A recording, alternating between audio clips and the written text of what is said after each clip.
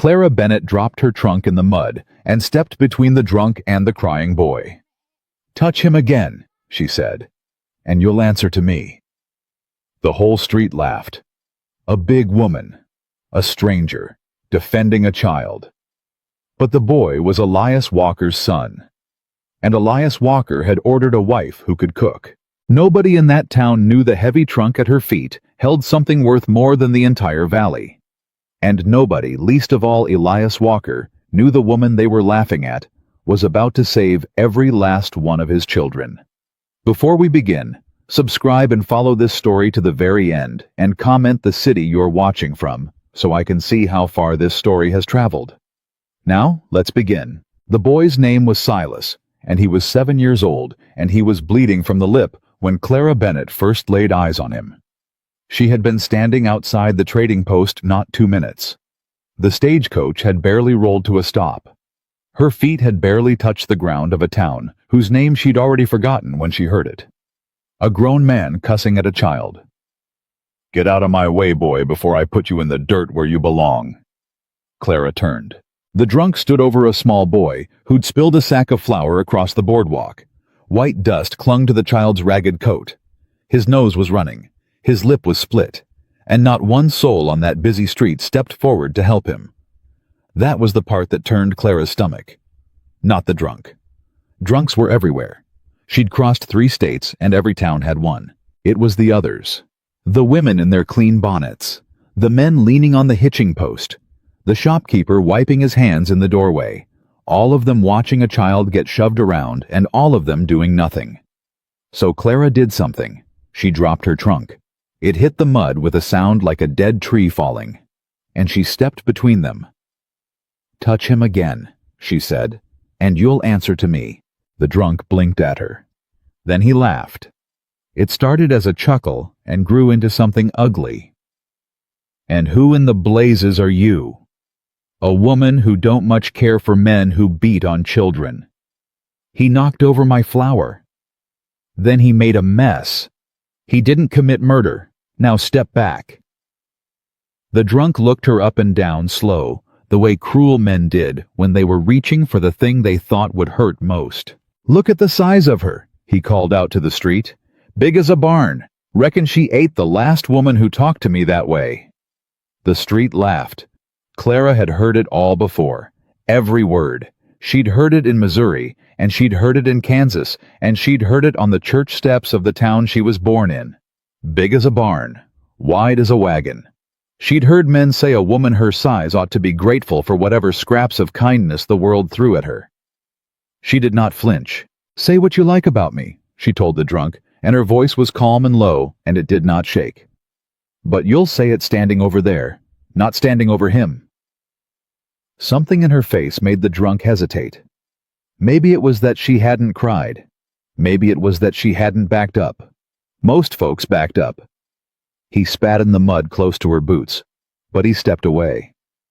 "Ain't worth my time," he muttered, and he stumbled off toward the saloon. The street went back to its business disappointed there'd been no fight. Bonnets turned away. The shopkeeper vanished into his shadows, and Clara knelt down in the mud in her good traveling dress and looked at the boy. "You hurt bad, honey." The boy stared at her. He had big, frightened eyes and a face too thin for a child. He shook his head, though the blood said otherwise. "Let me see that lip." She pulled a clean handkerchief from her sleeve and pressed it gentle to his mouth. "There now. It ain't deep. Lips just bleed a lot.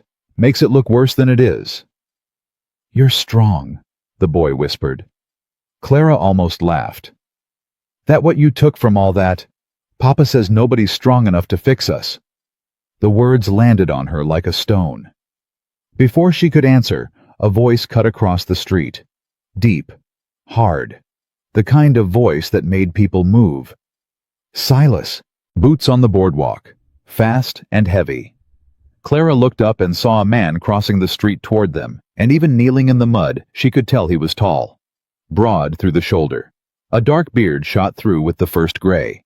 He wore a long coat and a hat pulled low, and there was something in the way he moved that made the loitering men straighten up.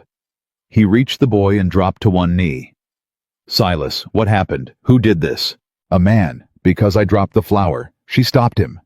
The boy pointed at Clara. She's real strong, Papa. The man looked at her for the first time, and Clara watched it happen. The thing that always happened. His eyes went to her face, then down, taking in the size of her, and she waited for the flicker. The disappointment. The quiet judgment men wore when they looked at a woman like her. But it didn't come. Instead, the man's jaw tightened, and he said, "You stood up to a grown man, for my boy. Somebody had to. Nobody else did." "No," Clara said. "They didn't." The man was quiet a moment. Then he took off his hat. He held it against his chest, and he dipped his head, and he said, "I'm obliged to you, ma'am. More than I can say." Clara had crossed 3 states, and that was the first time in longer than she could remember that a man had removed his hat for her. "You're Elias Walker," she said. His head came up. "How do you know that?" Clara stood brushing the mud from her skirts, and it was no small effort, but she did it without asking for a hand.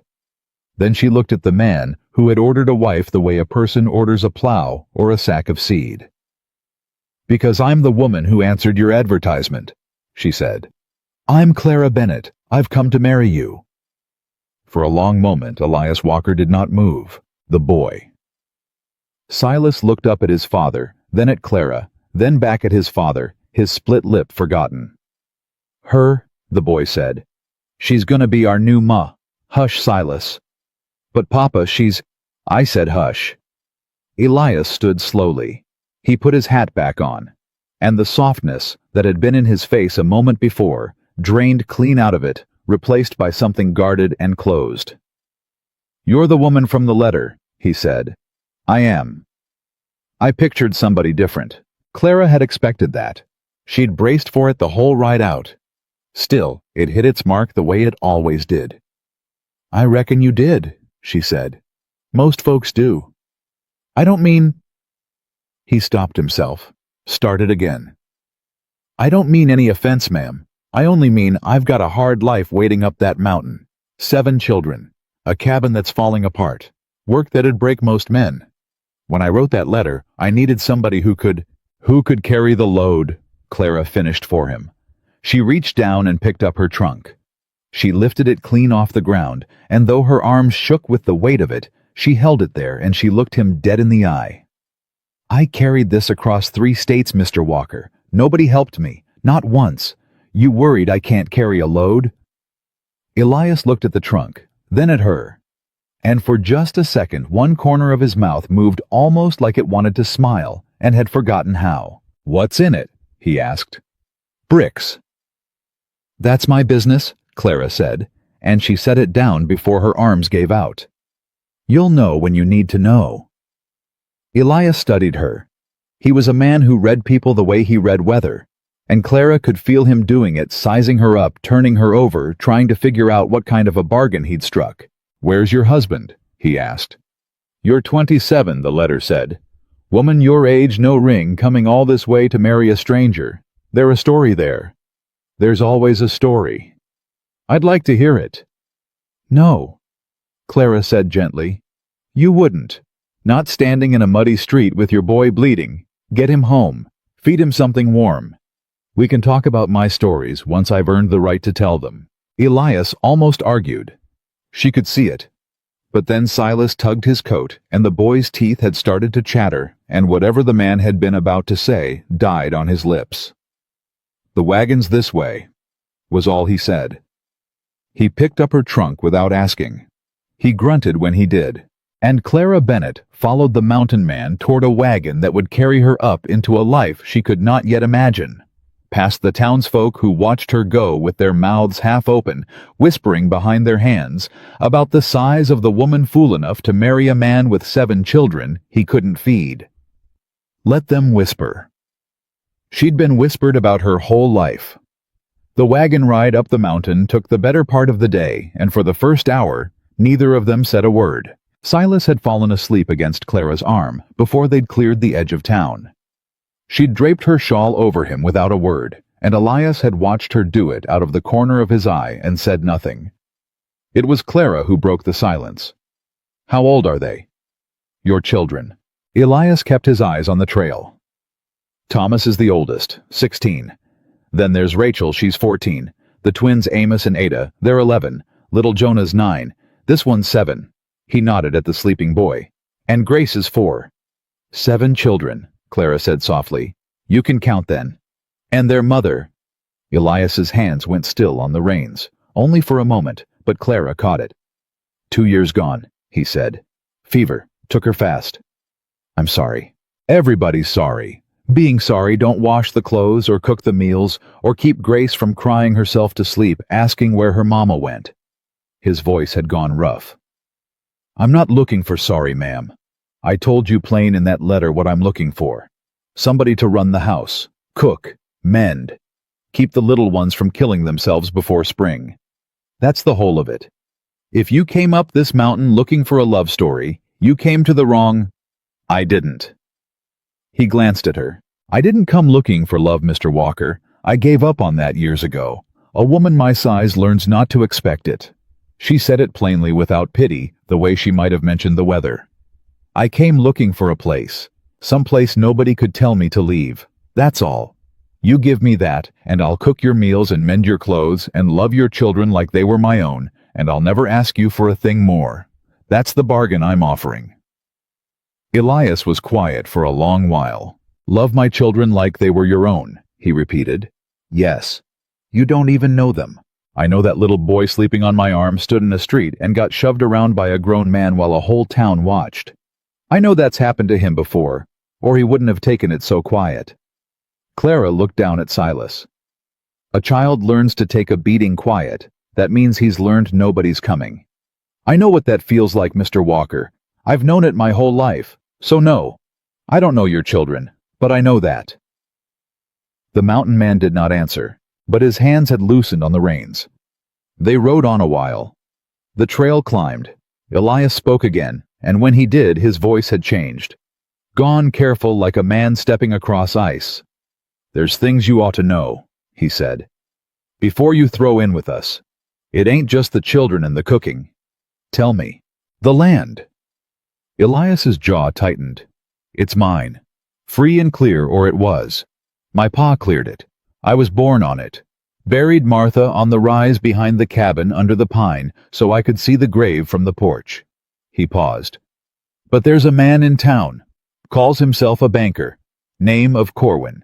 Silas Corwin. Same name as your boy. No. Elias's voice went cold. Not the same. My boy's named for my father. That man in town's named for the devil, near as I can tell. He flicked the reins. 2 years back when Martha took sick, I borrowed against the place. Doctor from Denver, medicine. Cost more than I had. I signed papers I shouldn't have signed because I'd have signed my own soul away to save her. His voice cracked just slightly. Didn't save her. And now Corwin holds paper on my land. And every season he finds a new reason the sum's grown bigger than the season before. Clara listened, and her face did not change, but something behind her eyes went sharp. He's cheating you, she said. Can't prove it. I'm a mountain man, ma'am. I can read weather and track a deer 3 days cold. I can't read a column of a banker's figures and tell you where the lie is buried. He knows that. Men like him always know that. Elias stared down the trail. Come spring, if I can't pay, he takes it all. The land, the cabin, the pine on the rise where Martha sleeps. And I'll have 7 children and no roof and no place to put them. The wagon rocked over a rut. Silas stirred against Clara's arm and settled again. Why tell me this now? Clara asked quietly. You could have let me marry into it blind. Because you stood up in a muddy street for a boy that wasn't yours, Elias said. A woman does that. She deserves the truth before she signs on to a sinking ship. He glanced at her, and there was something raw in the look. You can turn around at the next town. I'll pay your fare back to wherever you came from. No hard feelings. This ain't a fight a sane person would choose. Clara looked down at the sleeping boy on her arm. Then out at the mountains going blue in the falling light. Then at the man beside her who'd offered her a way out of trouble the very hour she'd arrived, which no man had ever once done in her whole life. Mr. Walker, she said, I've been turned away from every door I ever knocked on. You just told me the truth and offered me a way out all in the same breath, and you didn't have to do either one." She settled her shawl tighter around Silas. "I'm not going back. Whatever this Corwin is, he's got 7 children and 1 stubborn woman to get through now instead of 1 grieving man alone. Drive on." And somewhere in the long silence that followed, the guarded thing in Elias's shoulders eased just slightly, the way a fist eases when a man forgets he's been clenching it. The cabin, when they finally reached it, was worse than Clara had let herself imagine. She said nothing about the sagging porch, or the broken shutter hanging by one nail, or the wood pile that was less a pile than a scatter. She'd learned long ago that a home told you the truth of a family, whether you wanted it or not, and this home was telling her that a man had been drowning here alone for 2 years.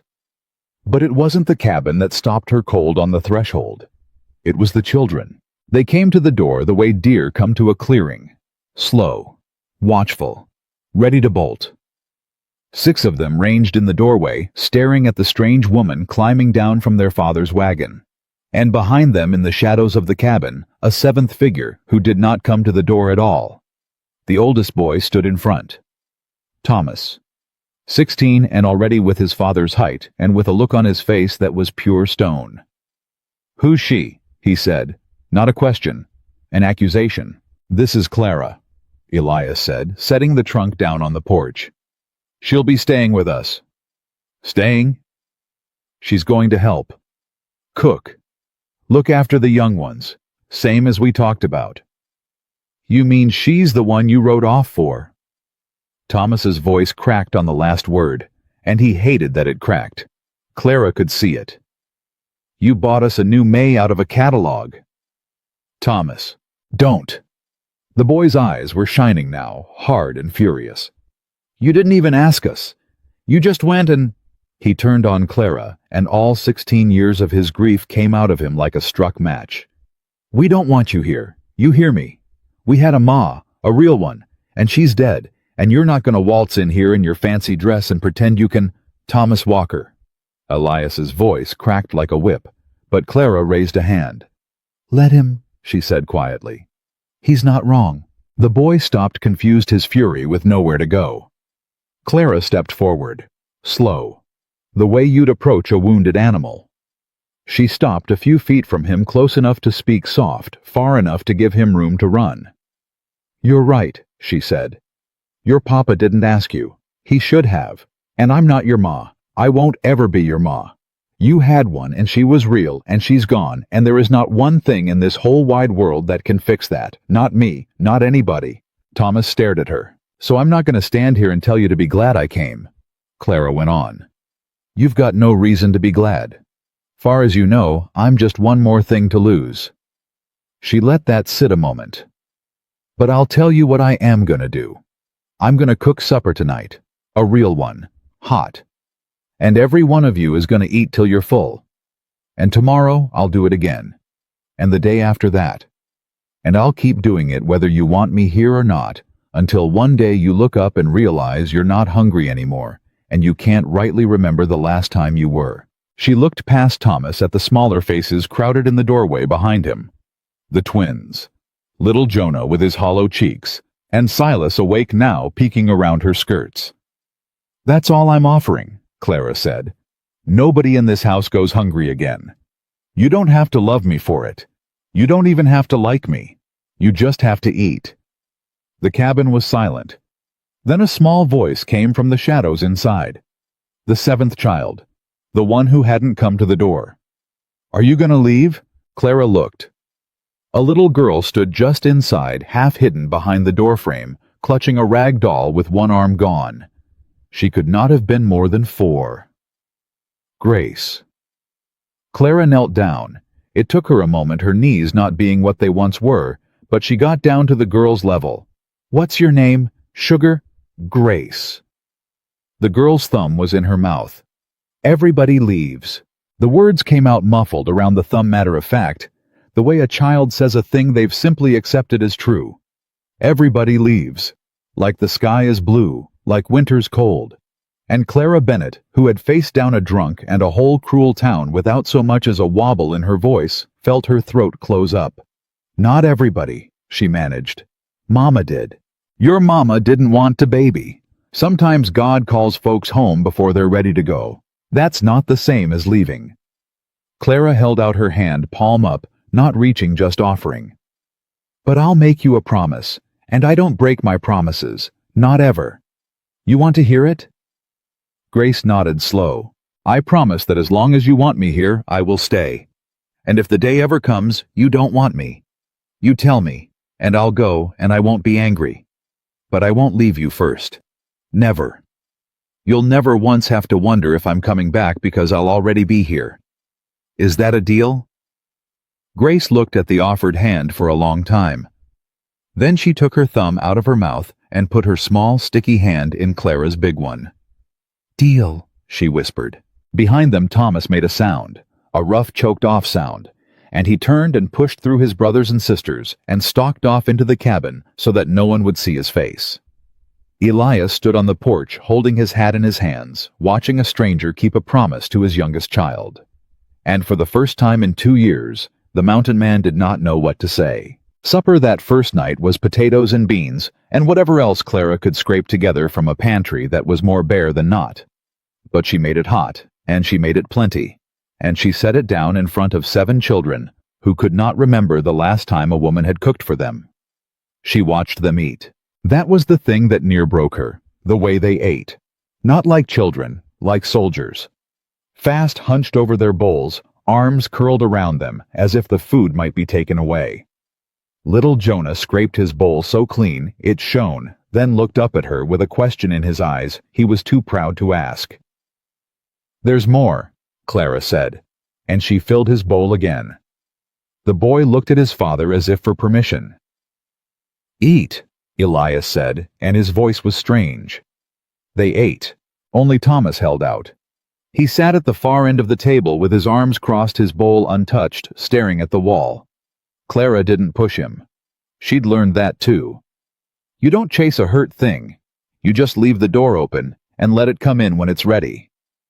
But when supper was done, and the little ones had been washed and put to bed, and the fire had burned down low, Clara found Thomas's bowl in the wash bucket. Empty. He'd eaten after all, when no one was looking, when he thought nobody would see him give in. Clara washed the bowl and set it to dry, and said not one word about it to anyone. She was scrubbing the last pot when Elias came in from checking the stock. He stood in the doorway a moment, watching her work, and there was something uncertain in his big frame, like a man standing at the edge of a river trying to judge the depth. You didn't have to do all that, he said. The promise, to Grace. I know. Making a promise like that, to a child, if you don't mean to keep it.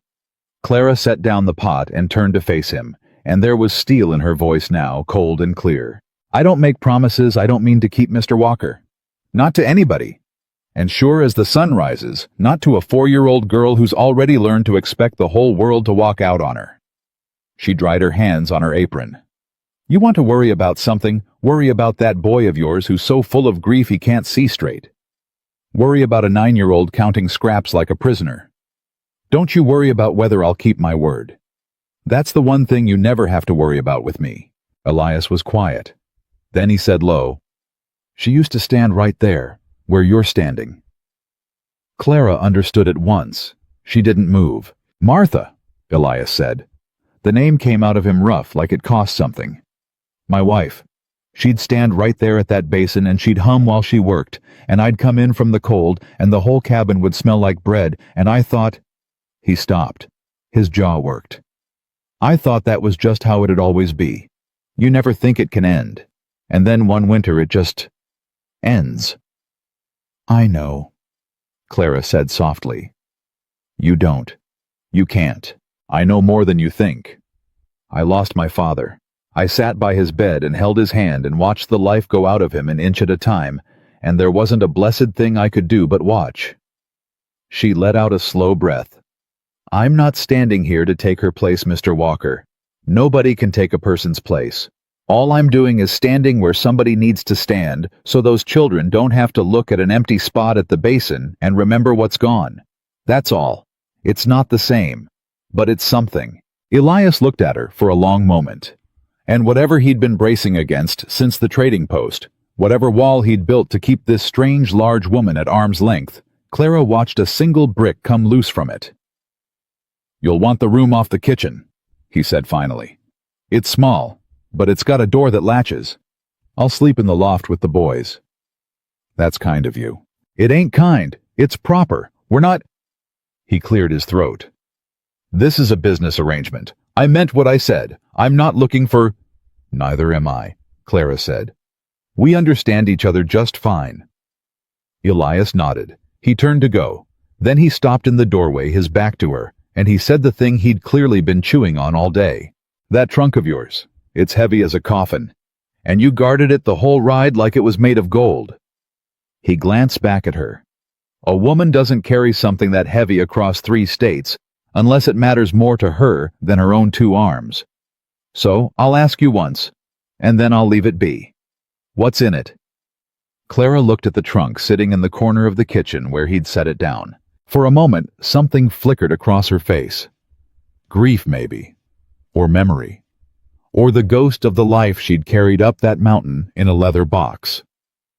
"Everything I have left of the person I used to be," she said. Elias waited, but she said no more, and the mountain man who understood better than most what it meant to carry the dead around inside a box nodded once and let it be. The first week tested her. Clara had known it would. Grief-sick children don't heal because a good meal shows up. They test, they push. They wait for you to break your promise, because the breaking would prove them right, and being right is a cold kind of comfort, but it's comfort all the same. The twins, Amos and Ada, tested her with mischief. Salt in the sugar tin, a frog in her boot, a gate left open so the goats got into the garden. Clara said nothing. She just fixed what they broke and set an extra biscuit by their plates, and after 4 days of it, the twins stopped mostly because it's no fun tormenting a woman who won't torment back. Jonah tested her with silence. The 9-year-old would not speak to her, would not look at her. He ate her food, but he did it like it pained him, and he flinched every time she came near, the way a beaten dog flinches at a raised hand. It was Jonah that told Clara the most about what this family had been through. She caught it the 3rd morning. She'd reached past him for the flour quick, and the boy had thrown up an arm to cover his face, and cringed away so hard he near fell off the bench. Clara went very still. "Jonah," she said, gentle as she knew how. "Honey, I was reaching for the flour, that's all. I'd sooner cut off my own hand than raise it to you. You understand me? Nobody in this kitchen is ever gonna hit you, not while I'm standing in it." The boy stared at her, breathing hard.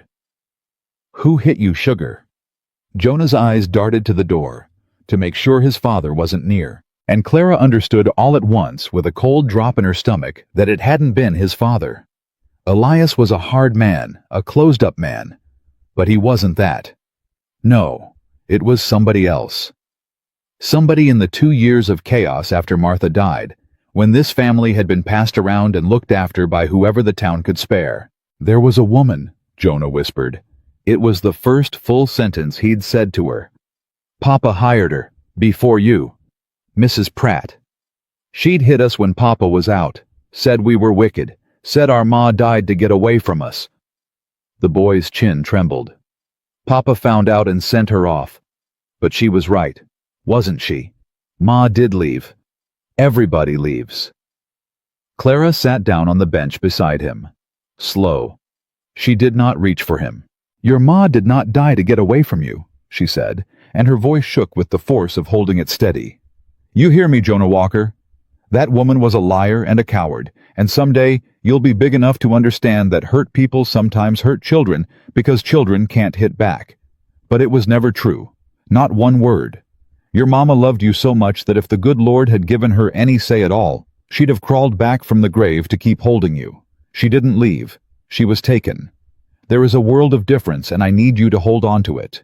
Jonah started to cry then, not loud, quiet, the way a child cries when he's learned that crying loud brings trouble. And Clara did not grab him or smother him. She just opened her arms and left them open and let him decide. He fell into them. She held that boy while he cried out 2 years of poison, and she did not say another word, because there wasn't another word worth saying. She just held on. Big arms, the ones the town had mocked, the ones a drunk had called wide as a wagon, wrapped around a broken child who fit inside them like he'd been made to. Elias saw it from the doorway. He'd come in quiet from the cold, and he stood there with the door half open and the winter air pouring past him, and he watched a stranger he'd bought out of a catalog hold his son the way he himself hadn't known how to do in 2 long years. He did not come in.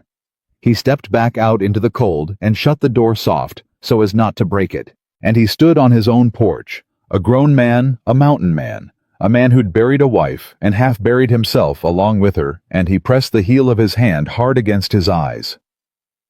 Because for 2 years he had told himself his children were simply hard to reach. That grief had made them wild.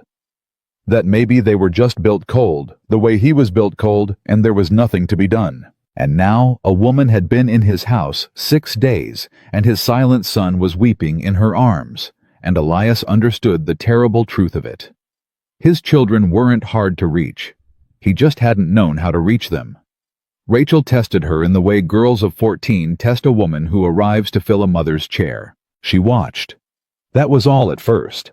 She was too old to be mothered, and too young to run the house alone, caught in the cruel middle place where a girl loses her mama and has to become one overnight. Rachel had done the cooking before Clara came, such as it was, and the mending and the minding of Grace, and she'd done it with her jaw set and her eyes dry because there was nobody to do it for her. She did not thank Clara for taking the load off. She resented her for it. Clara understood. "You did all this before I came?" Clara said to her one afternoon, the two of them alone at the wash line. "Cooked, cleaned, raised your baby sister. 14 years old doing a grown woman's work." Rachel snapped a wet shirt in the wind. "Somebody had to. Your brother says the same thing, word for word." Clara pinned a sheet. "The two of you split this family down the middle and carried it. Him the boys and the wood and the stock. You the girls and the kitchen and the babies. Neither one of you got to be a child." "Children starve," Rachel said flatly. "I wasn't going to let Grace starve so I could go be a child." Clara stopped pinning.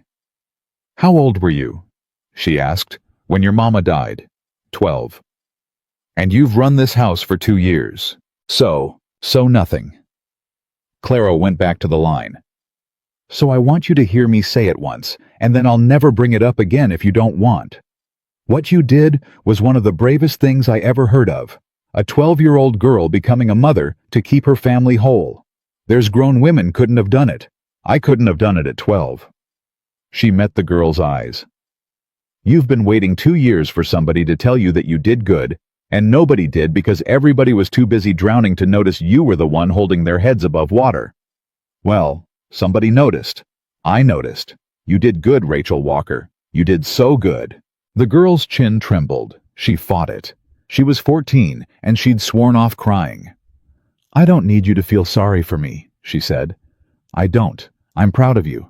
That's a different thing entirely." Clara held out a handful of clothespins. "Now, you want to keep running this house with me, or you want to hand me the kitchen and go be 14 for a while because you've earned the right to choose either one, and I'll respect whichever you pick."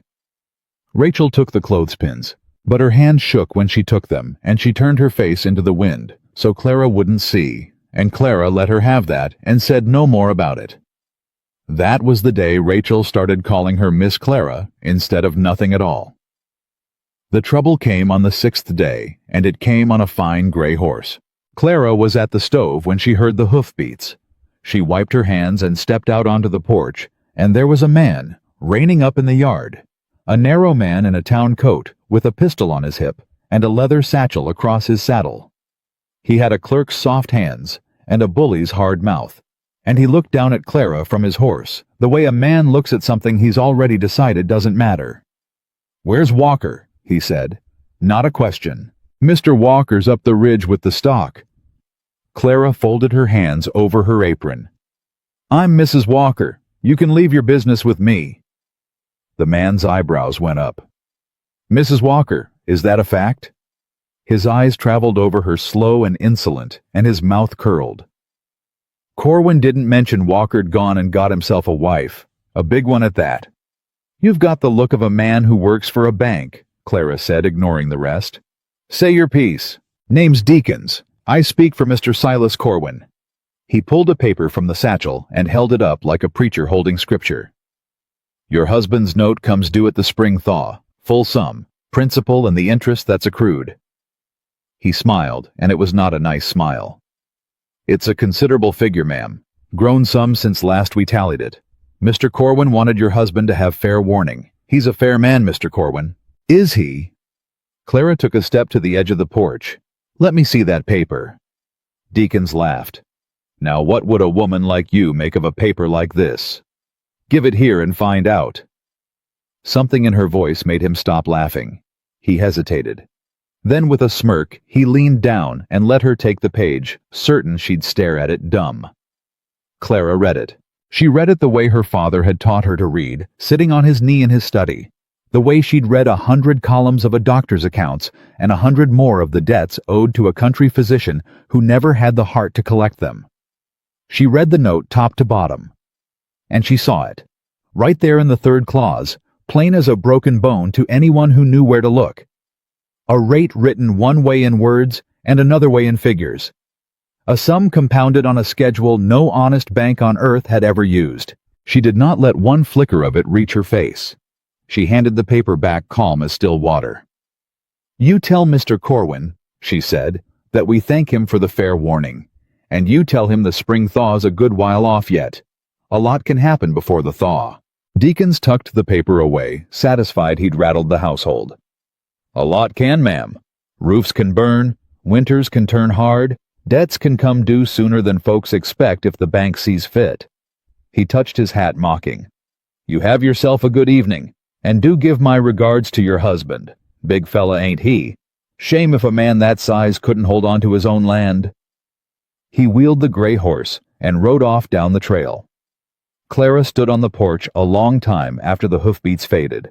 Then she turned and went inside and lifted the lid of her trunk just for a moment and looked at what lay inside at the ledgers and the account books and her father's careful hand filling column after column, all the things she'd carried across 3 states because she could not bear to leave the last of him behind. A rate written one way in words and another in figures. She closed the trunk. She said nothing to Elias about the third clause. Not yet. A woman learns to hold a card until the hand's worth playing.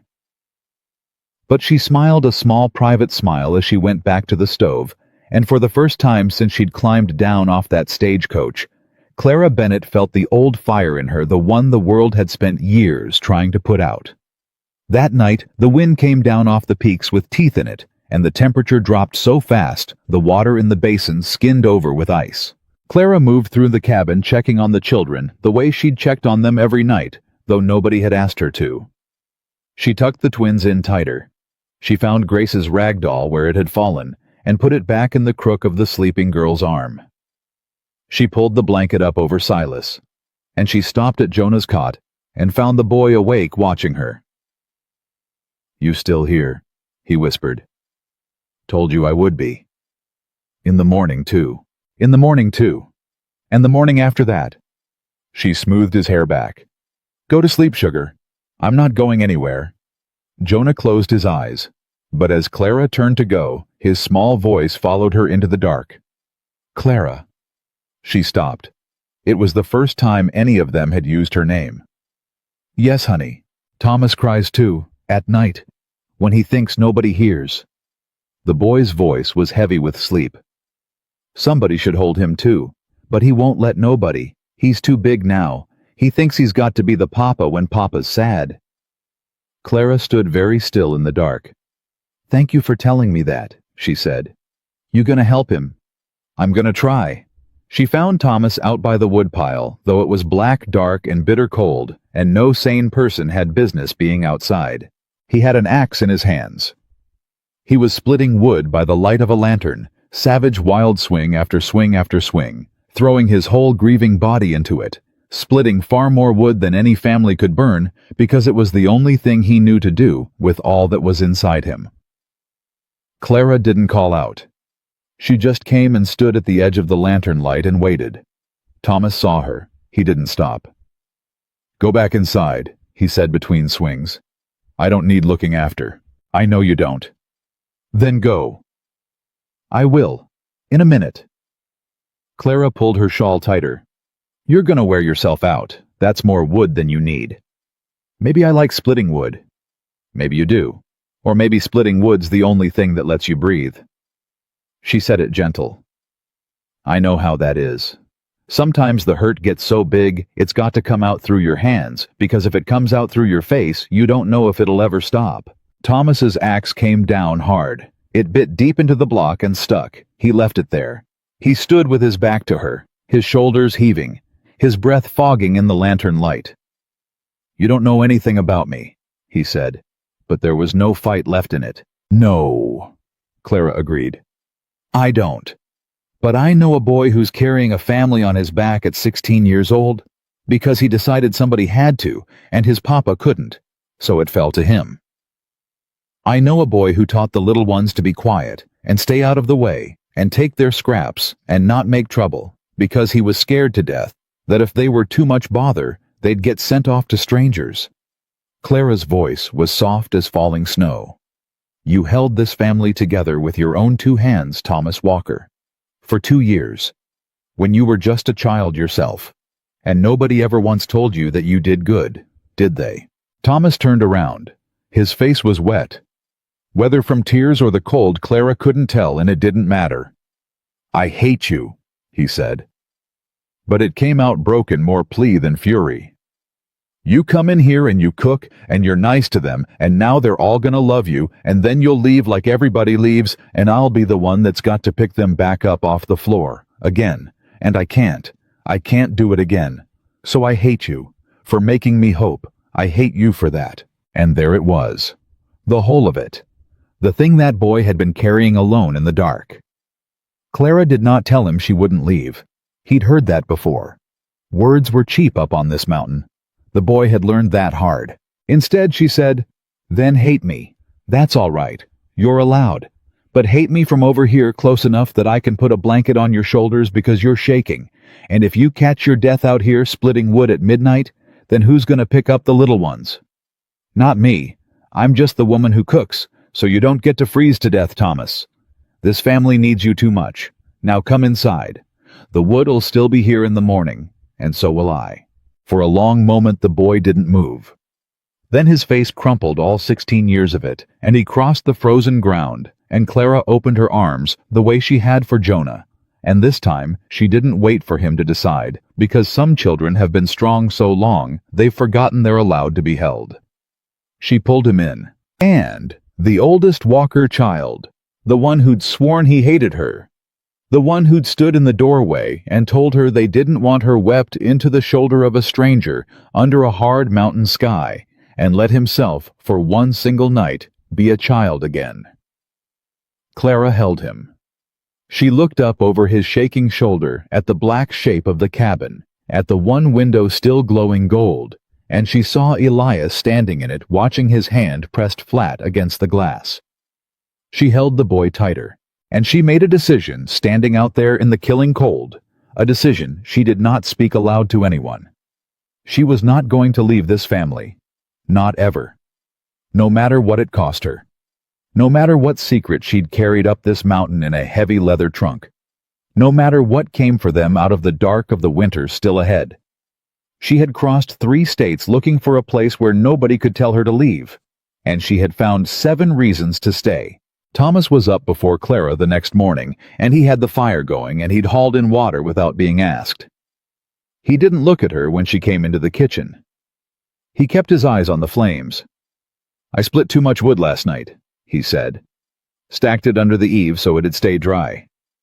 I saw. Figured we could use it." He cleared his throat. "For the cold coming." Clara tied her apron. "That was good thinking, Thomas." The boy's shoulders moved just slightly at the word good. He still wouldn't look at her. But he stayed in the kitchen while she cooked, which he had never done, and when Grace toddled in dragging her one-armed doll, it was Thomas who lifted her up onto the bench so she could reach the table. Elias came in from his cold and stopped in the doorway, taking in the sight of it. his oldest son at the fire, his youngest laughing, a woman at his stove. He didn't say anything about it because he wasn't a man who had words for such things. But he took his hat off before he sat, which Clara noticed, because a man who takes his hat off at his own table is a man remembering there's something worth being decent for. They ate, and for the first time the children talked while they ate instead of eating like it might be their last meal. After, when the young ones scattered to their chores, Elias stayed at the table. He turned his coffee cup around in his big hands a few times before he spoke. "There's a thing we ought to see to," he said, "in town." "What thing?" "You came up here to marry me. We haven't done it, made it proper, in front of a preacher." He said it stiff like a man reading off a fence order. "It matters. For the children. For the land. A woman living up here without it being legal folks'll talk and Corwin'll use it. He'll say you've got no standing, no claim to be here. So we go to town. Elias set the cup down. "But I'll tell you plain, Clara. Town's not kind. You saw a piece of it already. They'll be worse now knowing you're really staying. They'll say things, to your face and behind it." "Mr. Walker." Clara looked at him steady. "I have been walking into unkind towns my whole life. I don't need you to warn me. I need you to be ready when they start, because a man who flinches when his wife gets insulted is worse than no man at all." Elias's jaw tightened. "I won't flinch." "Then we've got no problem." They rode down the mountain that afternoon, Clara and Elias in the wagon, and Thomas riding alongside on the gray mare, because he'd asked to come, and Elias hadn't the heart to tell him no. Grace had cried to come too, and Rachel had taken her by the hand and promised her bread with honey, and that had settled it. The town was the same town it had been 6 days before. The same clean bonnets, the same men on the same hitching post. But word had gone ahead of them somehow the way it always did, and by the time the wagon rolled to a stop in front of the church, there was a small crowd gathered that had no business being gathered except to watch. A woman in a green dress spoke first loud enough to carry the way people do when they mean to be heard while pretending they don't. "That's her, the mail order one. Lord have mercy, look at the size of her. Walker must be desperate, as they say." Clara climbed down from the wagon. She did it without help and without hurry. "He couldn't get a decent woman," the green dress went on, "so he sent off and got whatever'd come." Elias came around the wagon. His face had gone very still. "Afternoon, Mrs. Halloran," he said. The woman colored. "Elias, I didn't—" "You did. I heard you plain. So did my boy." Elias put himself square between Clara and the crowd, and he was a big man, and when he set himself like that, people remembered it.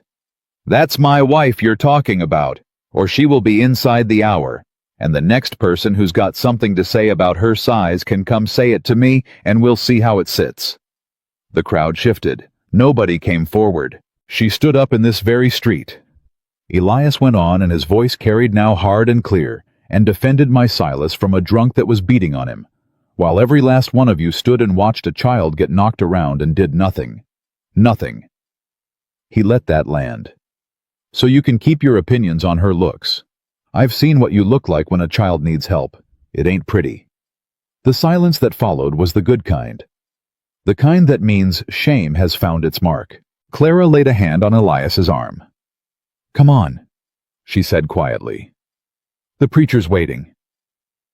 But as they turned, Thomas swung down off the mare and planted himself in front of the green dress woman, 16, and shaking with it. "My mama's dead," the boy said. "And this woman's the first person in 2 years to make my little sister laugh. So you shut your mouth about her. You hear me?" "Thomas," Clara said gently. The boy backed down, but he'd said it. And the woman in green had nothing to say back. They went into the church. The preacher was an old man with kind eyes and a stammer, and he married them quick and plain, with Thomas standing witness. There was no ring. Elias hadn't thought of it, and Clara hadn't asked. But when the preacher said the words, and Elias said, "I do," in a voice gone rough, and Clara said it back, the old man looked between them and smiled like he'd seen something the two of them hadn't yet. "You may kiss your bride," he said. Elias froze. Clara saw the panic go across his face, the pure animal panic of a man who hadn't thought this far, and she took pity on him. She stepped in and kissed his cheek quick and light, and patted his chest and said under her breath, "There, done. Nobody has to make a thing of it." But Elias caught her hand as she pulled back, just for a second. And he held it. And he looked at her in a way he hadn't looked at her yet, like a man seeing a thing he'd walked past 100 times and only now noticed was beautiful. Then he let go and cleared his throat and said, "We should get supplies before the store closes." That was where Corwin found them. He was waiting outside the general store, leaning on a silver-headed cane. He plainly didn't need a lean man in a good coat with a face as smooth and cold as a river stone. Deakins stood a pace behind him, and Clara knew him for what he was before Elias said his name, because she'd met his kind before, the men who ruined people with a pen and a smile and never once got their hands dirty. "Walker," Corwin said. "I hear congratulations are in order." "Corwin, a wife, how fortunate for you." The banker's eyes slid to Clara, and he tipped his hat with a courtesy that was somehow more insulting than any slur. "And this is the lady. Deakins told me about you, Mrs. Walker. He said you were a woman of some presence." "He said I was big," Clara said. "You can say it. It won't bruise me. Bigger men than you have tried." Corwin smiled thin. "I meant no offense. I only came to offer my well wishes, and since we're all here, a small kindness." He drew a folded paper from his coat. "I've had the note redrawn. Cleaner terms. I thought a man with a new wife and 7 children, he'd want his affairs in order. Sign this, and we'll have everything settled and simple between us." Elias reached for it. "Don't," Clara said. Elias stopped. Corwin's eyebrow rose a fraction. "I beg your pardon. Don't sign it. Not here. Not today." Clara kept her voice pleasant, her hands folded. "A man doesn't sign paper he hasn't read, Mr. Corwin. My husband's got a wife now to remind him of that. We'll take it home and study it and let you know." "There's nothing to study. It's a simple—" "Then you won't mind us reading it slow," Clara said, "since it's so simple." For just a moment, something flickered behind the banker's smooth face. Annoyance. Or the first cold prickle of a man who's used to easy work meeting something that isn't easy. He covered it fast. "Of course," he said. "Take all the time you need. Though I'd remind you both the thaw comes whether we're ready or not. And so do the sums." He tipped his hat again. "Mrs. Walker, a pleasure. I do hope this marriage brings you everything you came all this way looking for." He walked off. Deakins trailing him, the cane tapping the boardwalk. Elias let out a breath he'd been holding. "You made an enemy just now." "He was already an enemy," Clara said. "I just made him know I'm one too." She held out her hand. "Give me the paper." That night, after the children were asleep, Clara sat at the kitchen table with Corwin's new note spread before her and a stub of candle burning down beside it. And she opened her trunk, and she took out her father's ledgers one after another and stacked them at her elbow. Elias found her there past midnight. "You're still up," he said. "I am." He looked at the trunk open for the first time since she'd arrived, and at the books spread across his table. "Those the bricks. These are my father's account books." Clara said, not looking up. "Every debt owed to him for 20 years of doctoring. Every dollar he was too soft-hearted to collect." She turned a page. "He was a physician, Mr. Walker, in Missouri. The best I ever knew, and the poorest because he'd set a broken leg for a chicken, if that's all a family had." Her finger moved down a column. "He taught me to keep his books when I was 9 years old. Said a girl who could read a ledger would never be cheated by a man who thought she couldn't." Elias sat down slowly across from her. "You're saying you can read that thing?" He nodded at Corwin's note. "The banker's paper." "I'm saying I've already read it, 3 times. Clara looked up, and her eyes were bright and hard in the candlelight. "And I'm saying that Silas Corwin is a thief." The word hung in the room. "That interest rate he's charging you," Clara went on, tapping the note. "It's written 2 ways. Here in the words, it says one thing. Down here in the figures, it says another. He compounds it monthly when the loan says yearly. Small enough you'd never catch it, big enough that after 2 years, your debt's near double what you actually borrowed. She sat back. It's not a loan, Elias. It's a trap, built slow so that by the time it closes, the man in it thinks it's his own fault. Elias stared at the paper like it was a snake. How long, he said low, how long has he been robbing me? Since the day you signed, maybe before. Clara closed the ledger. I'd need to see the original note, the first one you signed. He'll have kept it. Men like him always keep the real papers and hand you the pretty ones. He'll never give it up. No, Clara agreed. He won't. She blew out a slow breath. So we'll have to be smarter than a man who's got no reason to think a big country woman can add. A thin smile crossed her face. Which, as it happens, is the one thing in this world I have always been able to do. Elias looked at her for a long moment across the candle. When I wrote that advertisement, he said slowly, I asked for a wife who could cook. I know. I didn't know I was asking for... He stopped like the size of it had caught up with him. Clara, if you're right, if you can prove it, you could save the land, Martha's grave, all of it. If I'm right, Clara said. And if we can get the proof, and if a court in this territory will listen to a woman. She said it plain, not to crush his hope, but because false hope was its own kind of cruelty, and she'd never had the stomach for it. That's a long row to hoe, Elias, but I've hoed longer. Now go to bed. You look near dead, and I've got figuring to do. He stood, but at the door he stopped. Clara. Thank you. His voice caught on it. For staying, for all of it. I'm not good at saying it, but I see you. I want you to know that. I see what you're doing for us, and I won't forget it. Clara didn't look up from her ledger because if she'd looked up, he'd have seen her eyes go wet, and she'd sworn off letting men see that years ago. Go to bed, Elias, she said softly. He went, and Clara sat alone with the candle and the numbers and the first real hope she'd felt in longer than she could name, and she did not let herself cry, but it was a near thing. The next 3 weeks were the best 3 weeks that Cabin had known in 2 years. The children bloomed like something starved of sun finally set out in it. Grace stopped sucking her thumb. Jonah started talking first in whispers, then in the ordinary noise of a 9-year-old boy who's remembered he's allowed to be one. The twins turned their mischief from cruelty into games, and Clara let them because a child's meanness and a child's play look alike at the start, and only one of them means the hurt is healing.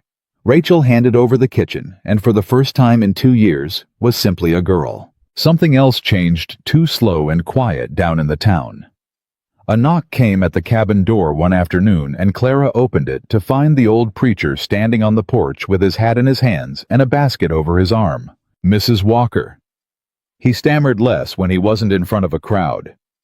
I hope you'll forgive the intrusion.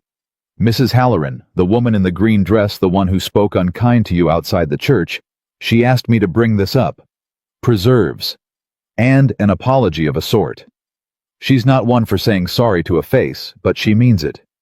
She's been chewing on what your boy said, about his sister laughing. The old man's kind eyes crinkled. You did a thing that day, ma'am, whether you know it or not. You made a hard town look at itself. Not everybody liked what they saw. Some of them are trying to do better. That's about the most you can ask of folks. Clara took the basket, and her throat was tight. Tell Mrs. Halloran I thank her, she said. And tell her there's no need of an apology. A woman who can change her mind is worth 10 who can't. The preacher left, and Clara stood in the doorway holding the basket a long moment, because she had come up this mountain expecting a town that would hate her till the day she died. And instead, a woman in a green dress had sent preserves, and it was a small thing, and it undid her a little all the same. And Thomas followed Clara like a shadow. He never said much, but he was always there hauling what was heavy, fixing what was broken. And once, when a peddler came to the door and looked Clara up and down with a smirk, Thomas had stepped between them before Clara could say a word. So fast and so plainly, his father's son, that the peddler had touched his hat and moved on without another look.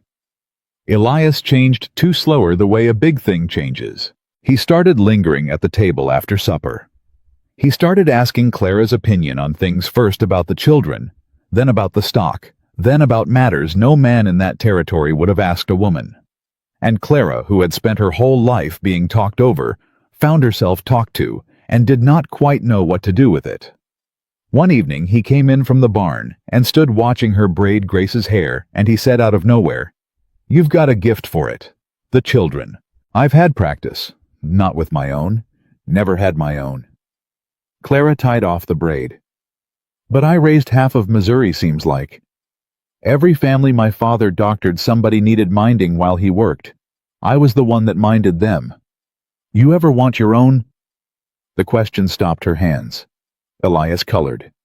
"I didn't mean that was a fool thing to ask. Forget it." "No," Clara said. "It's all right." She smoothed Grace's braid, and the little girl leaned back sleepy against her. "I wanted them so bad, it hurt to breathe when I was young. But a woman my size in a town like the one I come from, the men made their opinion of me real clear. And a woman who's told 100 times a day that nobody'll ever want her, she learns to stop wanting things. It's easier that way. You stop wanting, you stop getting hurt when it doesn't come." She looked down at Grace, near asleep in her arms. "And then somehow you find yourself up a mountain with 7 of them anyway. Life's got a strange sense of humor." Elias didn't answer for a while. Then he said quiet, "You'd have been a fine mother. To your own."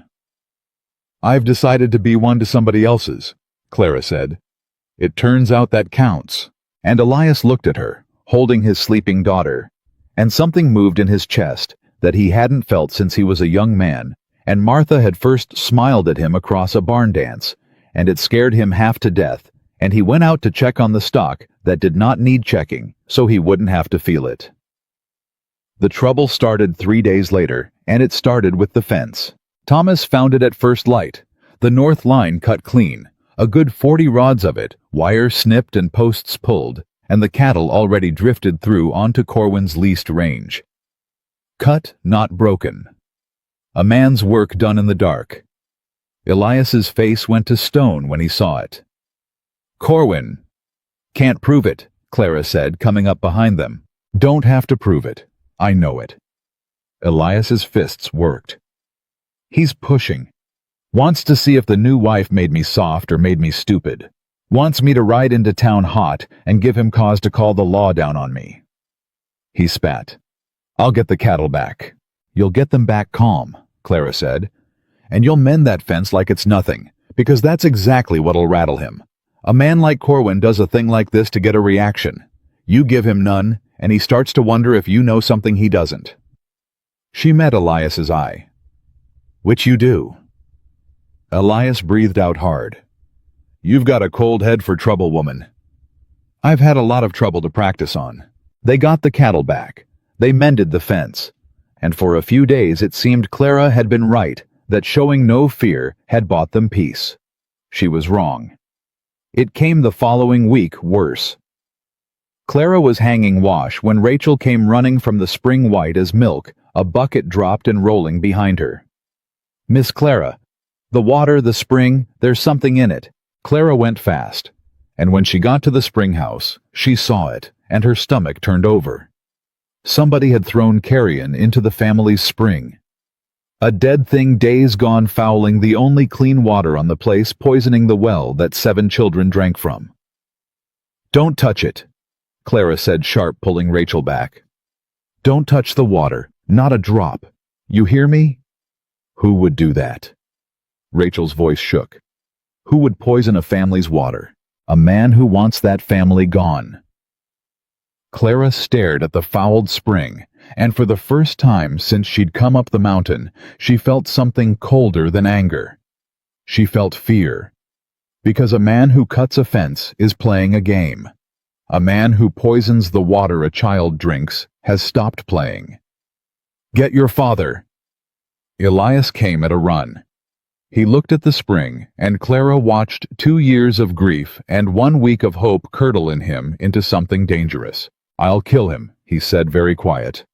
I'll ride down there and You'll do no such thing. Clara took him by the arm, both hands, and held on. You've got 7 children, Elias Walker. They have already buried one parent. They are not going to watch their father hang for a banker. Look at me. Look at me. If you ride down there in a rage, you do exactly what he wants. He wins. He gets the land and your children get an orphanage. Is that what you want? Elias shook, but he stopped. Then what? He said through his teeth. What do? We can't drink poisoned water. We can't fight a man we can't catch. What do we do? Clara was quiet a moment, thinking fast the way her father had taught her to think when a patient was dying and there was no time for feelings. We do the thing he'd never expect, she said. We stop hiding what I found. What? He thinks he's dealing with a grieving man and a servant woman. He thinks he can scare us off slow. Clara's jaw set. So we let him keep thinking it right up until we drop the floor out from under him. I need the original note, Elias. The real one. And I've been figuring how to get it, and I think there's a way. But it means going into that town, and it means playing a part, and it means you trusting me to do something no man's going to think a woman can do. What way? Corwin keeps his papers in the bank. Real ones, and the pretty copies both. And a bank has to let a borrower see his own account. It's the law even out here. He can't refuse me without admitting there's something to hide. Clara's eyes were hard and bright. So I'm going to walk into that bank as Mrs. Elias Walker, and I'm going to ask to review my husband's account. All of it, every page. And I'm going to sit there and read it slow in front of witnesses until I find the thing he doesn't want found. He'll never let you.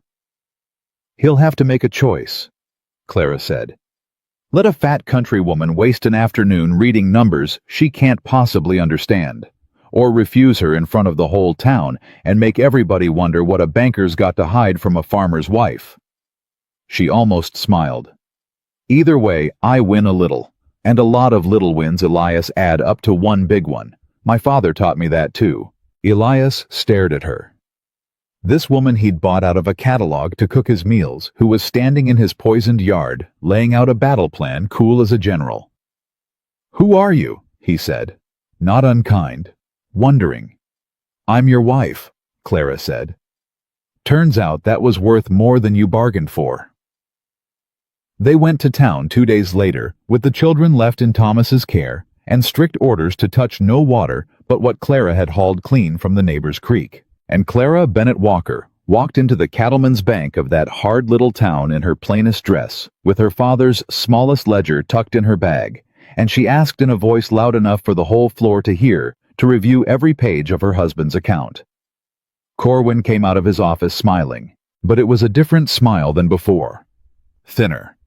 And Clara saw with a small hard flare of satisfaction that somewhere behind the smooth stone of his face, Silas Corwin had begun for the very first time to be afraid of her. Mrs. Walker, he said, what a persistent woman you are. I've been called worse, Clara said, and she sat herself down at the counter and opened her ledger and licked her thumb to turn the page. Now, my husband's account, from the beginning. And I'll thank you not to rush me. I read slow. She read for 4 hours. Corwin's clerk brought the papers grudgingly a few at a time, and Clara went through every one, her finger moving down each column, her lips moving as she added, playing the part of the slow country woman so well that the clerk grew bored and careless and stopped watching her close. Twice Corwin came out of his office to hover. You've been at this some while, Mrs. Walker, he said the first time pleasant as poison. Surely a lady has better ways to spend an afternoon than squinting at a farmer's debts. My husband's debts are my debts now, Clara said, not looking up. The preacher said so. For richer or poorer, and we're the poorer, so I mean to know every penny of it. You go on and tend your business, Mr. Corwin. I'll not keep your clerk long. The second time he came out, he didn't bother with pleasant. There's a page missing, he said sharp. From the stack. I'll have it back. Clara looked up at him all innocence and slid a paper across the counter. This one I set it aside to add the column twice. A woman's got to check her figures. She smiled. You seem nervous, Mr. Corwin. A banker nervous over a wife reading her own account. Now why would that be? His jaw tightened. He took the page and said nothing and went back into his office, which was exactly when she found it. Not in the note. In the ledger behind the note. A second set of figures kept quiet where Corwin recorded what he'd actually lent against what he claimed. And there, in his own tidy hand, was the truth of it, the gap between the money Elias borrowed and the money Corwin swore he owed, a gap wide enough to swallow the whole homestead. Clara did not react. She had spent 30 seconds of her life reacting to the worst news a person can hear, and the rest of it learning not to. She simply memorized the page, the date, the figures, the way the false sum was carried forward month on month into the note in Elias's name. Then she closed her little ledger and thanked the clerk kindly and stood. Find what you were looking for? Corwin asked from his office door. His voice was light. His eyes were not. I found, Clara said, pulling on her gloves, slow, that you keep very tidy books, Mr. Corwin. Tidier than most. A man learns a lot about another man from how he keeps his books. She smiled at him, pleasant as Sunday. My father used to say that. He was a great one for ledgers, my father. Taught me everything he knew. Something changed in Corwin's face then. A stillness. The first true recognition that the woman in front of him was not what he'd taken her for. Who was your father? He said slowly. A poor country doctor. Nobody you'd know. Clara buttoned the last glove. Good day, Mr. Corwin. I expect we'll be seeing more of each other before the thaw. She walked out into the street where Elias waited with the wagon, and she climbed up beside him, and she kept her face calm and pleasant until they'd cleared the edge of town. Then she gripped his arm. I found it, she breathed. Elias, I found it. It's real. He wrote it down himself, the fool, the arrogant fool. He never thought a soul would read it. I've got him. Or I will if I can get that page in front of a judge. Elias let out a sound that was half a laugh and half a sob, and he took her hand off his arm and held it in both of his right there in the wagon on the open road, and he didn't let go. You did it, he said. You actually, Clara, you did it. I haven't done anything yet, she warned. Memorizing a page isn't proof. I need the page itself or a copy sworn and witnessed, and he'll move that ledger the second he suspects I saw, which he will. I made him nervous today. That's a double-edged thing, Elias. A nervous thief is a careful thief. But even as she said it, even sitting there warning him against too much hope, Clara felt Elias's hands around hers, warm and rough, and holding on like she was something worth holding, and she thought that whatever came next, whatever that snake in town threw at them, she had done one thing right in her life. She had come up this mountain. She had stayed. They didn't speak much the rest of the way. But halfway up, Elias shifted the reins to one hand so he could keep the other around hers, and Clara let him, and neither of them said a word about it, and both of them knew. The wind changed that night. Clara felt it before she heard it, the way her father used to feel a fever coming on a patient before the fever showed. She stepped out onto the porch after supper and stood with her shawl pulled tight and watched the clouds come piling down off the peaks, black and heavy and moving fast, and she smelled the snow in them. Thomas came out to stand beside her. He'd grown easy with her now, easy enough to stand quiet in her company. Big storm coming, he said. Bigger than the last. How can you tell? The stock. They're all bunched in the low corner of the pen tight as they can get. He nodded at the clouds. And that green look to it behind the black. Pa says that's the killing kind. Clara looked at the sky and did not like it. Get the little ones in early tonight, she said. And more wood, all of it under cover, and fill every clean vessel we've got with water from the neighbor's creek before that trail closes over because it's going to close. She turned to go in. How long do these last up here, the killing kind? Days sometimes. Thomas's voice had gone quiet. One took 3 weeks the winter Ma died. Nobody in or out. Doctor couldn't reach us. He didn't look at her. That's how she went. Fever and no way to get help, and us just sitting there watching. Clara's hand stopped on the door. Thomas, I'm all right. But he wasn't, and they both knew it. I just don't like storms, that's all. Clara put her arm around the boy, and he let her, and the two of them stood a moment watching the dark come down over the mountains like a lid closing over a box. Then she sent him in to gather the children, and she began quietly and quickly to make the cabin ready for a siege. She did not sleep much that night. She lay awake in the small room off the kitchen, listening to the wind rise, listening to it climb from a moan to a scream, listening to the snow start to hiss against the window like sand thrown by the fistful. And somewhere in the deepest black of it past midnight, she heard another sound underneath the storm, small and wrong, and she was up and out of bed before she'd finished waking. It was coming from the loft. It was Grace. Clara climbed the ladder and found the little girl curled tight in her blankets, and she put a hand to the child's forehead, and her whole body went cold at the touch of it. Grace was burning. The fever had come with the storm, the way fevers do, sly and sudden in the dead of the freezing night. And outside, the wind screamed, and the snow came down in a wall, and every trail off that mountain had already vanished under 3 feet of white, and the nearest doctor was 2 days' hard ride through weather that had killed grown men. Clara knelt over the burning child in the dark, and behind her she heard Elias come awake, heard him say her name in a voice sharpened by 2 years of a memory he'd never buried. "Clara, what is it? What's wrong?" And Clara Walker, who had crossed 3 states with a doctor's ledgers, and a doctor's books, and a doctor's hands, gathered the burning little girl into her arms and turned to face the man who had lost one soul to a mountain storm already. "Light every lamp we have got," she said, "and bring me my trunk." Elias brought the trunk. He set it down beside her on the loft floor, and Clara threw back the lid, and in the wild lamplight he saw at last what she had carried up his mountain. Not clothes, not the last of a dead woman's frippery. A doctor's kit, folded linen, a roll of steel instruments, bottles of tincture, each one labeled in a careful hand, bundled herbs tied with string, thick books with cracked spines and 1,000 marks in the margins, and under all of it, wrapped in oilcloth, a brass and wood stethoscope worn smooth by another man's hands. "You said your father was a doctor," Elias breathed. He was. Clara was already moving, pulling out linen, uncorking a bottle, her hands sure and fast in a way Elias had never seen them. "And I was his hands the last 6 years of his life, when his own shook too bad to hold a needle.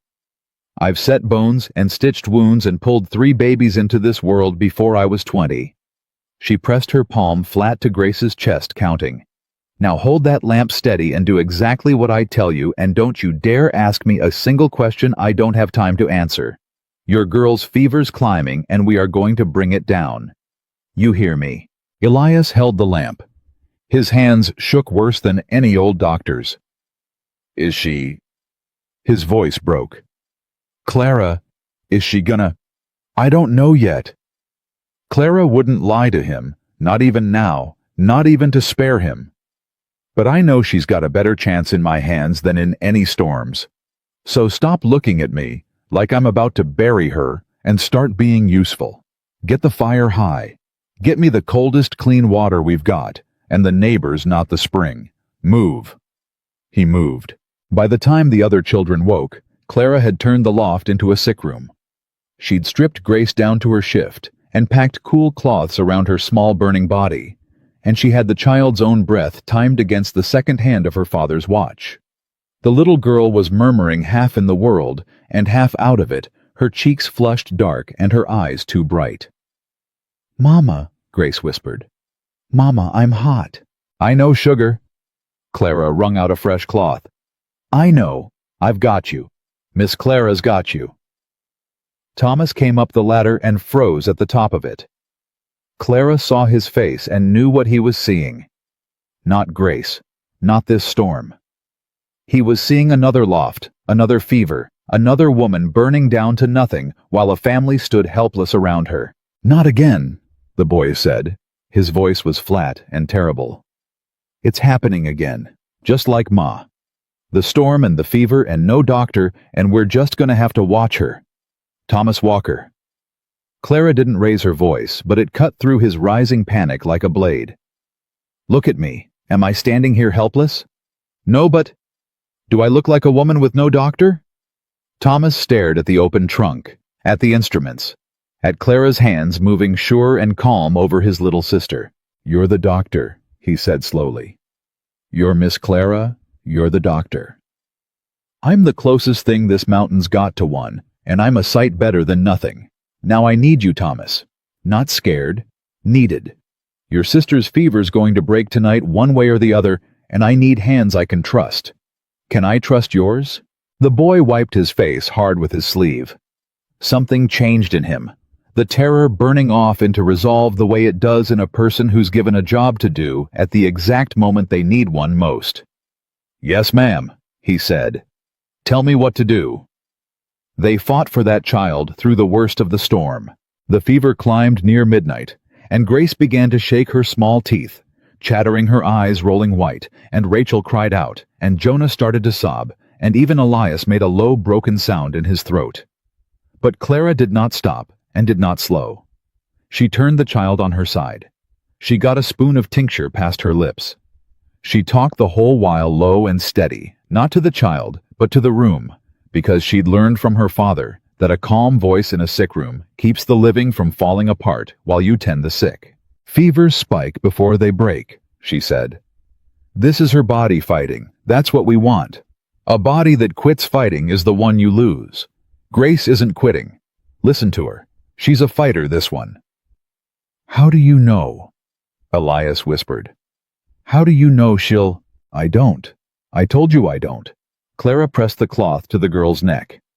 But I know that I have sat by beds where there was no hope. And I've sat by beds where there was every hope, and this one's got hope in it. I feel it. And I have been wrong before, Elias, so I won't promise you. But I will not stop. Not till she's cool, or I've got no more to give. That much I promise. She gave each of them a task, because idle hands in a sick room turn to panic, and panic spreads faster than any fever. Rachel, boil water and keep it boiling. Jonah, you keep those cloths coming, wring them in the snow melt cold as you can get them, and hand them up quick. Amos, Ada, you two feed that fire and don't let it drop, not for a minute. Thomas, you're my hands when mine are full. She never looked up from the child. Everybody's got a job.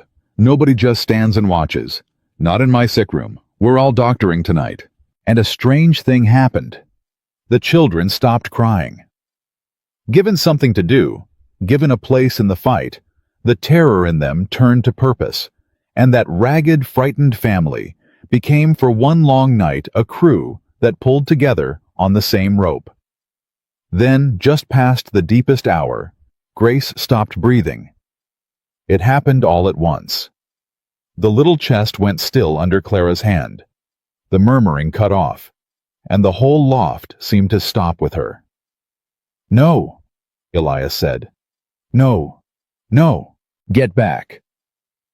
Clara was already moving faster than a woman her size had any right to move, rolling the child, clearing her mouth with a hooked finger, tipping the small head back. Come on, sugar, come on, not tonight. You don't get to quit tonight. She pressed her lips to the child's and gave her breath once, twice, her own broad chest heaving, and the whole family watched in a horror too deep for sound. Grace coughed. She coughed and gasped and dragged in a ragged, whistling breath all on her own, and began to wail, thin and furious and alive. Clara sat back and pressed her hand hard over her own mouth, and for 1 second, one single second, she let herself shake. There, she managed. There she is. Cry, baby. Cry loud as you want. Crying's living. You cry. What was that? Thomas whispered, ashen. She stopped. She just stopped. Fever does that to little ones sometimes. Steals the breath. Clara had her hands back on the child, checking, counting, already calm again. She's back. She's breathing on her own. But we are not out of the woods, not by a long mile, so nobody rests. Cloths, Jonah. Fire twins. We keep fighting till the sun's up. Outside, the wind screamed against the cabin like something alive that wanted in. And that was when the other sound came. A pounding, not the wind. A fist, heavy and slow, hammering at the cabin door below. Everyone went still. Nobody's out in that, Thomas said. Nobody could be. Not and live. The pounding came again, weaker. Elias was already down the ladder, Clara calling after him to take the lantern and take care. And he threw back the bar and hauled the door open against the wind, and a man fell across the threshold in a heap of snow and half froze and rolled onto his back, gasping. It was Deacons. Elias stared down at him. At the man who spoke for Corwin. At the man who they both knew in their bones had cut the fence and fouled the spring. You, Elias said. Deacons couldn't speak. His lips were blue, his hands were claws. He'd lost his horse somewhere in the white and walked the last of it on legs that had stopped feeling, and he'd made it to the only light on the whole Black Mountain, which happened to be the light of the family he'd been sent to destroy. Clara! Elias shouted up the ladder. It's Deacons, Corwin's man. He's near dead. There was a silence from the loft. Then Clara's voice came down tight. Is he breathing? Barely. Then drag him to the fire and get those wet clothes off him. Elias didn't move. He stood over the man who had poisoned his children's water, and his jaw worked, and something dark rose up in him. Elias, Clara's voice again sharper. I know what you're thinking. I can hear you thinking it from up here. He fouled our spring, Clara. He'd have watched our children sicken and called it business. Let the mountain have him. Let the cold do what it wants with a man like that. It'd be justice. It'd be murder. Clara appeared at the top of the ladder, her sleeves rolled, her face drawn with the long fight. And I did not marry a murderer. Now you listen to me, Elias Walker, because I've only got the breath to say this once, and then I've got to get back to your daughter. She came down 2 rungs so he could see her clear. There is a burning child in this house, and a freezing man on this floor, and they need the same 2 things from us tonight. Warmth and hands that won't quit. It does not matter to me one particle which of them earned it.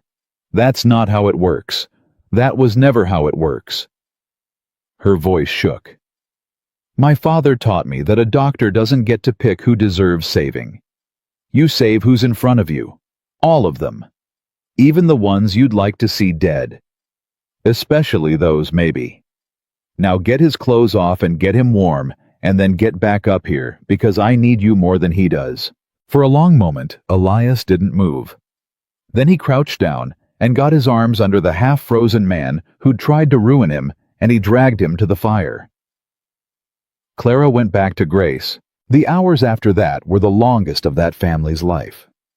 Clara worked between the 2 of them, the burning child and the freezing man, up the ladder and down it, her big body never resting. Her voice never rising above the calm, low murmur that held the whole cabin together. She warmed Deacons by inches, the way you have to, never too fast, chafing life back into his hands while he wept from the pain of the blood returning. And she cooled Grace by inches, cloth after cloth, spoon after spoon, timing the child's breath against the watch. Somewhere in the black middle of it, Thomas broke. He'd held so long, done every job she gave him, been her hands and her runner and her steady one. But near the 3rd hour, his father dozed, sitting up from pure exhaustion, and the wind wailed, and it was too much like the other night, the one he'd survived and never left. And the boy sank down against the wall and put his head on his knees. I can't watch another one go, he said, muffled, wrecked. I can't. If Grace dies, I held Ma's hand when she went. I was 14. Nobody should have to feel a hand go cold in theirs when they're 14. I can't do it again, Miss Clara. I can't. Clara left the child for exactly 10 seconds. She crossed the loft, knelt in front of the boy, and took his face in both her hands and made him look at her. You listen to me. You are not 14 tonight, and you are not helpless tonight, and you are not alone tonight. Her voice was iron and mercy both. The night your mama died, nobody in this house knew how to fight it. Tonight somebody does. That's the whole difference in the world, Thomas, and you're standing on the right side of it. Now I need you back on your feet because your sister's still fighting, and I will not let you quit while she won't. You hear me? Get up. He got up. He wiped his face, and he got up, and he went back to work, and he did not sit down again till the sun rose. Somewhere in the deepest black of that night, with the wind still howling, Deacons found his voice. Before that, in the worst of his fever chill, he'd babbled. Half-frozen men do. Clara had knelt to check him, and heard him muttering to the ceiling, and what he muttered had turned her blood to ice water even as she worked. Too late anyway, he'd slurred. Papers filed. Judges bought. Sheriff comes when the snow goes. Burn the book, he says. Burn it clean, ain't no proof once it's ash. Poor dumb farmer. Poor dumb fat woman thinks she can read. Clara had gone still over him, cloth in hand, listening to a half-dead man spill his master's plan into the dark. She'd said nothing. She'd filed every word away and kept chafing his ruined hands and kept her face like stone. But her heart had begun to pound, and it was not from the fever fight. Now, hours on, warm enough to think, Deacons came fully to himself and found her there. Why? He croaked, staring up at Clara as she knelt to check him. Why'd you take me in? You know what I done. What I was sent to do. Why in God's name would you— Hush, Clara said, feeling the pulse at his wrist. Save your strength. You near lost your fingers tonight. You'll want them. I don't understand you people. No, Clara agreed. I don't expect a man who works for Silas Corwin understands much about why folks do a kindness. It doesn't pay, so it makes no sense to you. She sat back on her heels. But you'll live. Your fingers'll live. And in the morning, when you can think straight, you're going to have to decide what kind of a man you want to be. Because the family you were sent to break just spent a whole night keeping you alive. She stood. That's a hard thing to carry, being saved by the people you meant to ruin.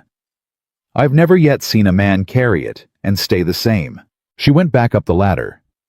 And Deacons lay by the fire and stared at the ceiling, and something in his hard, narrow face began slowly to come apart. Toward dawn, the fever broke. Clara felt it before the others saw it. The change in Grace's skin, the burning giving way to a rush of sweat, the murmuring easing into real sleep. She pressed her palm to the child's forehead and held it there a long moment, hardly daring to believe. And then she closed her eyes and let out a breath she felt like she'd been holding for 6 years. She's cooling, Clara whispered. The fever's breaking. She's coming back. Elias made a sound like a man struck. Say it again, he said. Clara, say it again. She's going to live, Elias. Clara's own voice cracked at last after a whole night of holding steady. Your girl's going to live. Feel her. Go on. Feel. Elias put his shaking hand against his daughter's cheek, and he felt the fever gone out of her, and the big mountain man, who had not wept in front of his children in 2 years, put his face down against the loft floor beside his sleeping girl, and shook with it silent, his whole back heaving. Clara led him. She gathered up her cloths and her bottles quiet, giving him the moment. And Rachel came and put her arms around Clara from the side, just held on to her, and Jonah pressed against her other side, and even Thomas came and stood close, and Clara sat there in the gray dawn light with the Walker children clinging to her, and the storm finally dying down outside. And she understood that something had happened in that loft that could never be undone. She had come up this mountain a stranger they'd been told to accept. She walked out of that loft their mother in every way that counted. But it was later, after the little ones had been fed, and Grace had woken clear-eyed and hungry, after Deacons had been given broth and a blanket, and had fallen into the dead sleep of a man who'd cheated the cold, that the deeper thing came out. Clara had gone out to the porch alone, worn to the bone, to breathe the cleared air. And Elias came and stood beside her, and for a while neither of them spoke. Then he said, You knew what to do, every second. You never once guessed. A woman doesn't get hands like that from minding sick strangers. You didn't just help your father, Clara. You were more than that, weren't you? Clara was quiet a long moment. I was going to be a doctor, she said finally. Truly. My father taught me everything, and folks came to me even when he was alive, because I was gentle, and I was quick, and I didn't charge what I couldn't get. After he died, I kept it up. For 3 years, I was the only doctor that little town had, whether they'd say it out loud or not. She wrapped her arms around herself. And then a child died. Elias waited. Diphtheria, Clara said. Winter of my 24th year. It took 4 children in that town, and there wasn't a thing on God's earth I could have done for any of them, and I knew it, and any honest doctor would have told you the same. But the last one was the banker's son, the richest man in the county. Her voice went flat the way a voice goes when it's telling a thing that still cuts. And he needed somewhere to put his grief, so he put it on me. Said a woman had no business practicing medicine. Said if a real doctor, a man had been there, his boy would have lived. It wasn't true. But he had money and a loud voice, and I was a fat, unmarried woman with a black bag, and folks would rather believe the comfortable lie than the hard truth. She swallowed. They ran me out. My own town, the town my father served for 30 years. They said I'd killed that child with my arrogance. Some of them threw stones at my wagon when I left. I packed my father's whole life into a trunk, and I swore I'd never open it again. Clara. Elias's voice was low with fury on her behalf. That's why you answered my advertisement. A cook. You buried all of it and answered an ad for a cook. I did. She let out a broken laugh. You want to know the truth of it, I was going to marry once. Before all that. There was a man. A decent enough man, I thought. We had an understanding. Her mouth twisted. And when the town turned on me, he stood in the crowd and said nothing. Not one word in my defense. Later, he told me he couldn't be tied to a woman folks called a killer. That it'd ruin his standing. And I understood then that I'd never had a place anywhere that wouldn't throw me out the minute I got inconvenient. Not my town, not my church, not even the man who said he loved me. She stared out at the melting snow. So I stopped hoping for a place. I told myself I'd cook and clean and mind children and never again let anyone put their dead in my arms and never ever again let a man's opinion of me matter one whit. And then, Elias asked softly.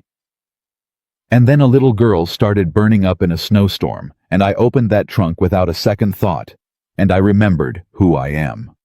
Her eyes filled. You gave that back to me, Elias. You and your 7 children. I came up here to hide, and instead, your Grace made me a doctor again, and your Thomas made me a mother, and you... She had to stop. I don't know how to thank a man for that. There aren't words big enough. Elias reached out and very gently wiped a tear from her cheek with his rough thumb. You don't thank me, he said. You don't thank me for a blessed thing, Clara. You saved my daughter's life. You saved my son's spirit. You walked into a broken house and you... His own voice failed. He tried again. I asked for a wife who could cook, and what I got... He shook his head undone. What I got is worth more than this whole mountain.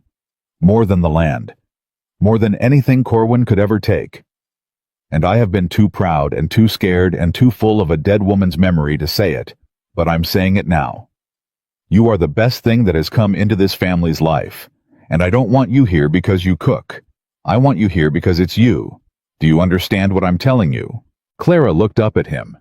And for the first time in her whole hard life, a man was looking at her the way she'd stopped letting herself dream a man ever would, and there was no mockery in it, and no pity, and no bargain. Just want. Just her. I understand, she whispered. He kissed her then. Not on the cheek.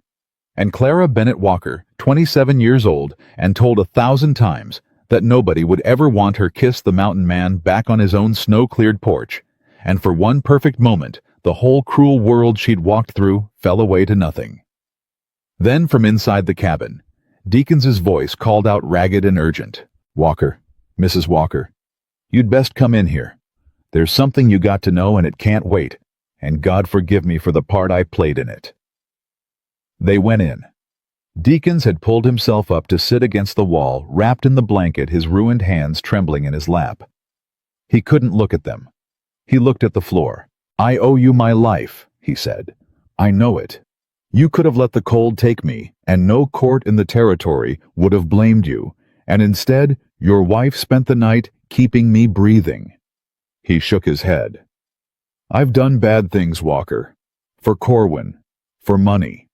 I told myself it was just business, just paper and fences, no real harm. His voice cracked. But I fouled your spring, your children's water. I stood in the dark and threw death into a family's well and rode off whistling. And then you people saved my worthless life." He finally looked up, and his eyes were wet and wretched. "I can't carry it. I won't. So, I'm going to tell you the truth, and then you can do with me what you like." "Tell us," Clara said quietly. "Corwin's not waiting for the thaw." The words came out in a rush now. That was always a lie. The thaw, the fair warning, all of it. He's got a judge in his pocket down in the county seat. Circuit Man owes Corwin money. The plan was always to move fast before you could scrape the payment together. He's already filed the foreclosure. Backdated it.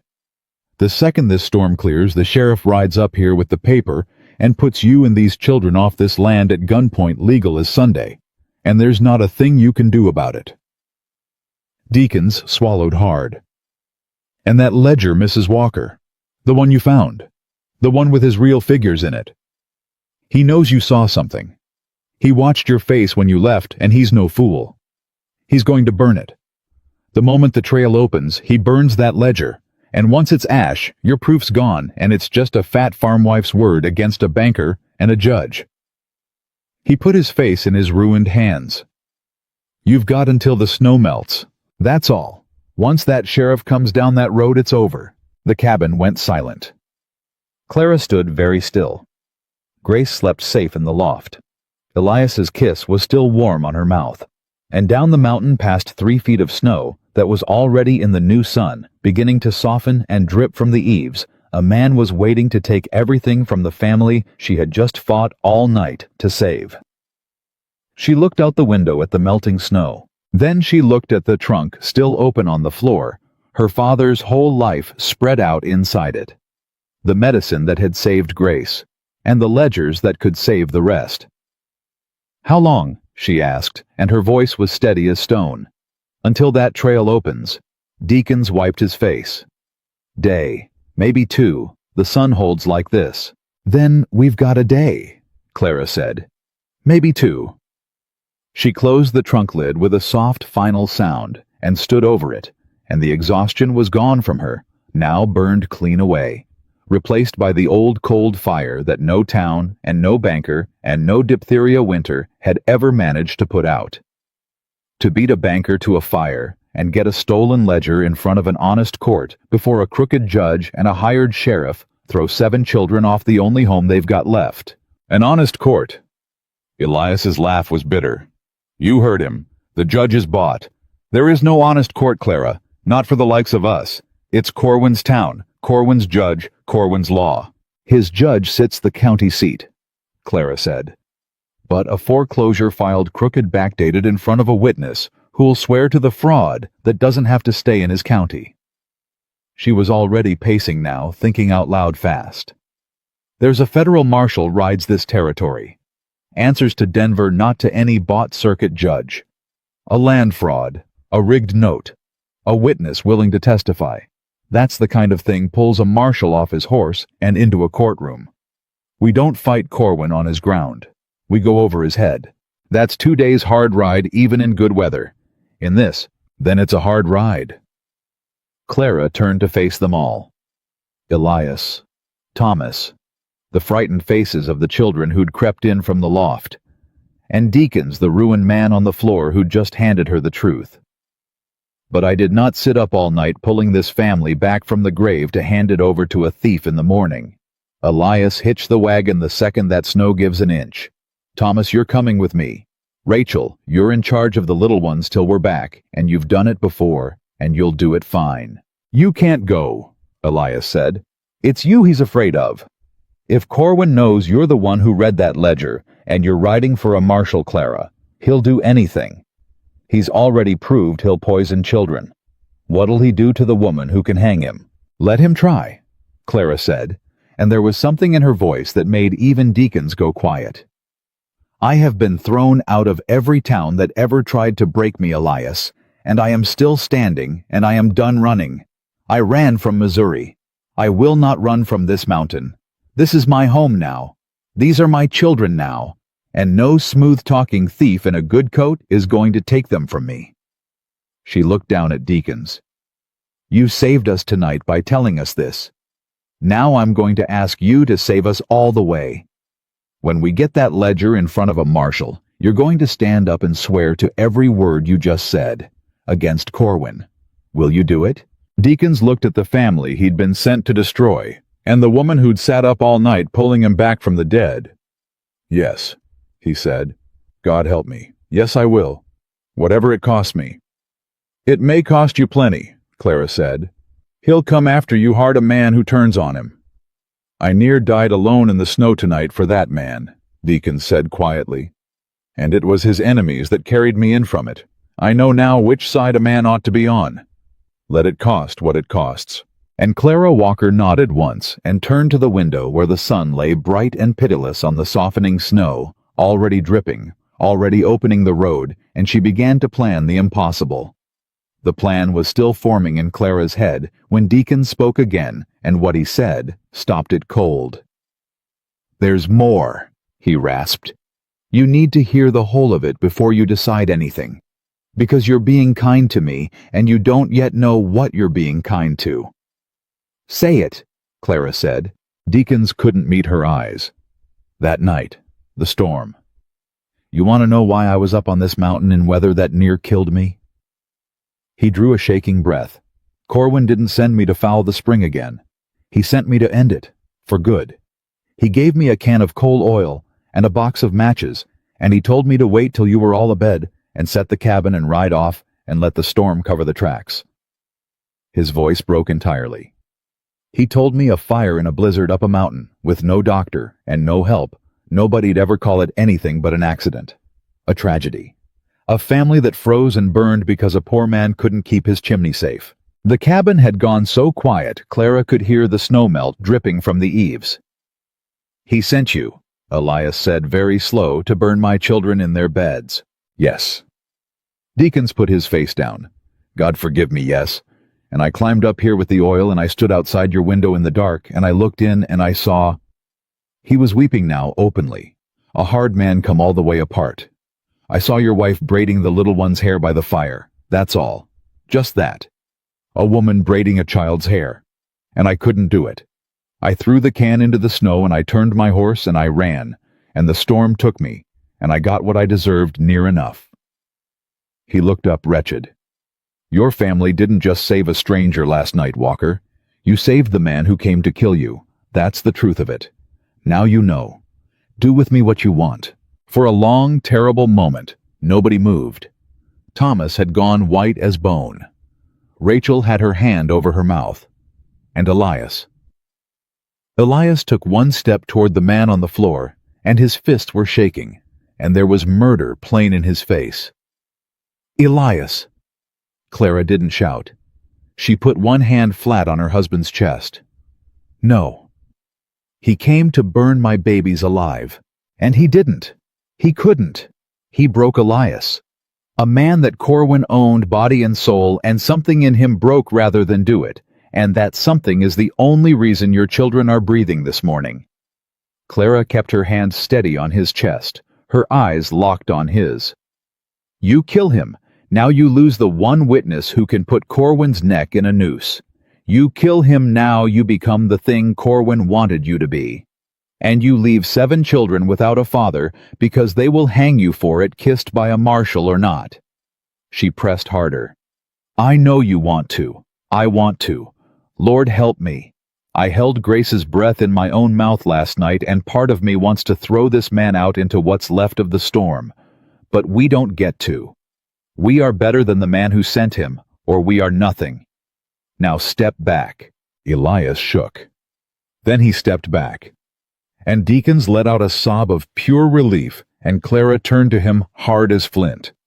"You'll ride with us," she said.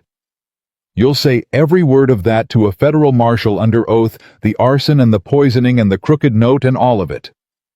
You will hand Corwin to the law with your own 2 ruined hands. That's how you earn the breath in your body. You understand me?" "Yes, ma'am," Deacons whispered. "Every word. Then get up. The snow's melting, and we've got a devil to catch before he catches us." They were on the trail within the hour. Elias drove the wagon with Deacons wrapped in blankets in the bed too weak to sit a horse, and Thomas rode point on the gray mare, breaking trail through the softening drifts. Clara sat the box beside Elias with her father's ledgers in a grain sack at her feet, and a plan half built in her head, refining it with every mile. "Marshal Hollis rides this territory," Deacon said from the wagon bed, his voice stronger now the fear had a use. "Federal man, honest far as any of them are. He's due through the county seat this week for the circuit court. If we can reach him before Corwin's judge gavels the foreclosure through, and if he'll hear us—" "He'll hear us," Clara said. "He might not. We're a farmer, a fat farm wife, and a confessed criminal. Corwin's a banker with a judge and a sheriff in his pocket. Who does a marshal believe?" "He believes evidence," Clara said. "And he believes a man who's got nothing to gain by lying and his whole life to lose by telling the truth." "That's you, Deacons. A guilty man confessing to arson doesn't do it for fun." She stared down the trail. "And a marshal who impounds a bank's books before they can be burned doesn't need to believe anybody. He just needs to read, which is the one thing Corwin never counted on anybody doing." They'd made maybe 3 miles when Thomas reined up hard and threw up a hand. "Riders," he called back. "Blocking the trail. 2 of them." Elias hauled the wagon to a stop. Ahead, where the trail narrowed between 2 rock shoulders, 2 men sat their horses square across the path. One of them Clara recognized. The drunk from the trading post, the one who'd shoved Silas in the mud. He wasn't drunk now. He had a rifle across his saddle. "Far as you go, Walker," the man called. "Mr. Corwin says the mountain's closed today. Turn that wagon around." Elias's hand drifted toward the rifle at his feet. "Don't," Clara said under her breath. "Not with the children's future in the back of this wagon. Let me." She stood up on the wagon box, all of her, and she looked down the trail at the 2 hired guns, and she raised her voice so it carried clean off the rocks. "You boys work for Silas Corwin?" she called. "So I'll do you a kindness on account of you don't know what your boss knows." She let it hang. "There's a federal marshal fixing to hear how Corwin sent a man up this mountain to burn 7 children alive in a blizzard. Attempted murder. Of little ones. And every soul who helped him, every soul who so much as blocked a trail to slow the witnesses is going to swing right alongside him." She pointed at the drunk. "Now, you want to hang for a banker who wouldn't cross the street to spit on you if you were on fire, or you want to move your horse." The 2 men looked at each other. "She's bluffing," said the second one. "I have never bluffed in my life," Clara said. "It's a failing my father tried and failed to teach me out of. Ask the man in the back of this wagon. Ask him what Corwin sent him up here to do. Go on. Ask him." Deacons pulled himself up in the wagon bed, gray-faced, and looked the drunk dead in the eye. "Coal oil and matches Pruitt," he said. "That's what he gave me. Told me to burn 'em in their sleep and let the storm hide it. I couldn't do it. But he'll find another man who will, and when the marshal comes asking, he'll hang every one of us that touched it. She's not bluffing. Move your horse." The color went out of the drunk's face. But the second man's rifle came up an inch, and his voice went ugly. "Corwin pays today. Marshal's a maybe. I'll take the money in my hand over the rope you're promising." He thumbed the hammer. "Turn the wagon, Walker, or I'll turn it for you." Elias's hand closed on his own rifle. Clara felt him coil beside her. Felt 2 years of grief and 1 week of hope about to come out through a trigger. And she knew if a shot was fired here on this trail, everything was lost. "Elias." 1 word low, a warning and a plea. He didn't fire. But he didn't let go either. It was Thomas who moved. The boy walked the gray mare forward slow, right up between the wagon and the guns, 16 years old, and putting his own body in front of his family. And he looked at the man with the rifle, with a steadiness that was pure Elias Walker. "My little sister's 4, Thomas said. He sent a man to burn her alive. You raise that gun at us, mister, you're doing his burning for him. That the kind of man you are. You want to die for Silas Corwin's fire." He didn't blink. "Because we already decided we'd die for each other. Have you?" For a long moment the whole trail hung on a knife's edge. 2 rifles and a wagon full of children's hopes and the melt dripping off the rocks. Then Pruitt reached over and pushed his partner's rifle barrel down with the flat of his hand. "Put it down, Cole. He's right." Pruitt spat and reined his horse aside and jerked his head for the other man to do the same. "This ain't our fight," he muttered. "Burning babies. He never said nothing about babies." He looked at Elias as the wagon rolled past. "For what it's worth, Walker, I didn't know. I'd have never—" He didn't finish. He just turned his horse and rode the other way, and his partner followed, and the trail was open. Clara sat back down on the box, and only then let her hands shake. "You're something," Elias said quietly, slapping the reins. "You know that. You faced down 2 guns with nothing but the truth and a hard stare." "The truth's the sharpest thing a person can carry," Clara said. "Sharper than any gun. Men like Corwin bet their whole lives on nobody ever using it." She wiped her palms on her skirt. "Drive, Elias. We've bought ourselves a lead and we are going to spend it." They reached the county seat by nightfall, wagon and horse both near foundered, and Clara's hopes rose and crashed in the same breath. Marshal Hollis was there. His horse stood outside the courthouse. But so did Corwin's. "He's ahead of us," Deacon said hoarsely, staring at the fine chestnut gelding hitched at the rail. "He got word. He's already in there, working the marshal or working the judge or both." He gripped the wagon side. "If he's poisoned Hollis against us before we even walk in, then we walk in anyway," Clara said, climbing down. "A man who's already talking is a man who's worried. Corwin doesn't rush to a marshal unless he's scared, and he's scared because of what's in that grain sack and what's in your head. So we walk in, and we walk in calm, and we do not give that snake 1 inch." She hauled the sack of ledgers up onto her hip. "Thomas, mind the horses. Elias Deacon's with me. And Elias—" She stopped him with a look. "Whatever he says in there, whatever lie he tells to your face, you keep your temper. He'll try to bait you into looking like a violent man. Don't give it to him. Let me do the talking. I've been underestimated my whole life. It's about to be worth something." They went in. The courtroom was near empty, the circuit judge at his bench, and Marshal Hollis, a weathered slab of a man with a badge and a walrus mustache, leaning against the wall. And there stood Corwin, mid-sentence, smooth and grave, his silver-headed cane in his hand.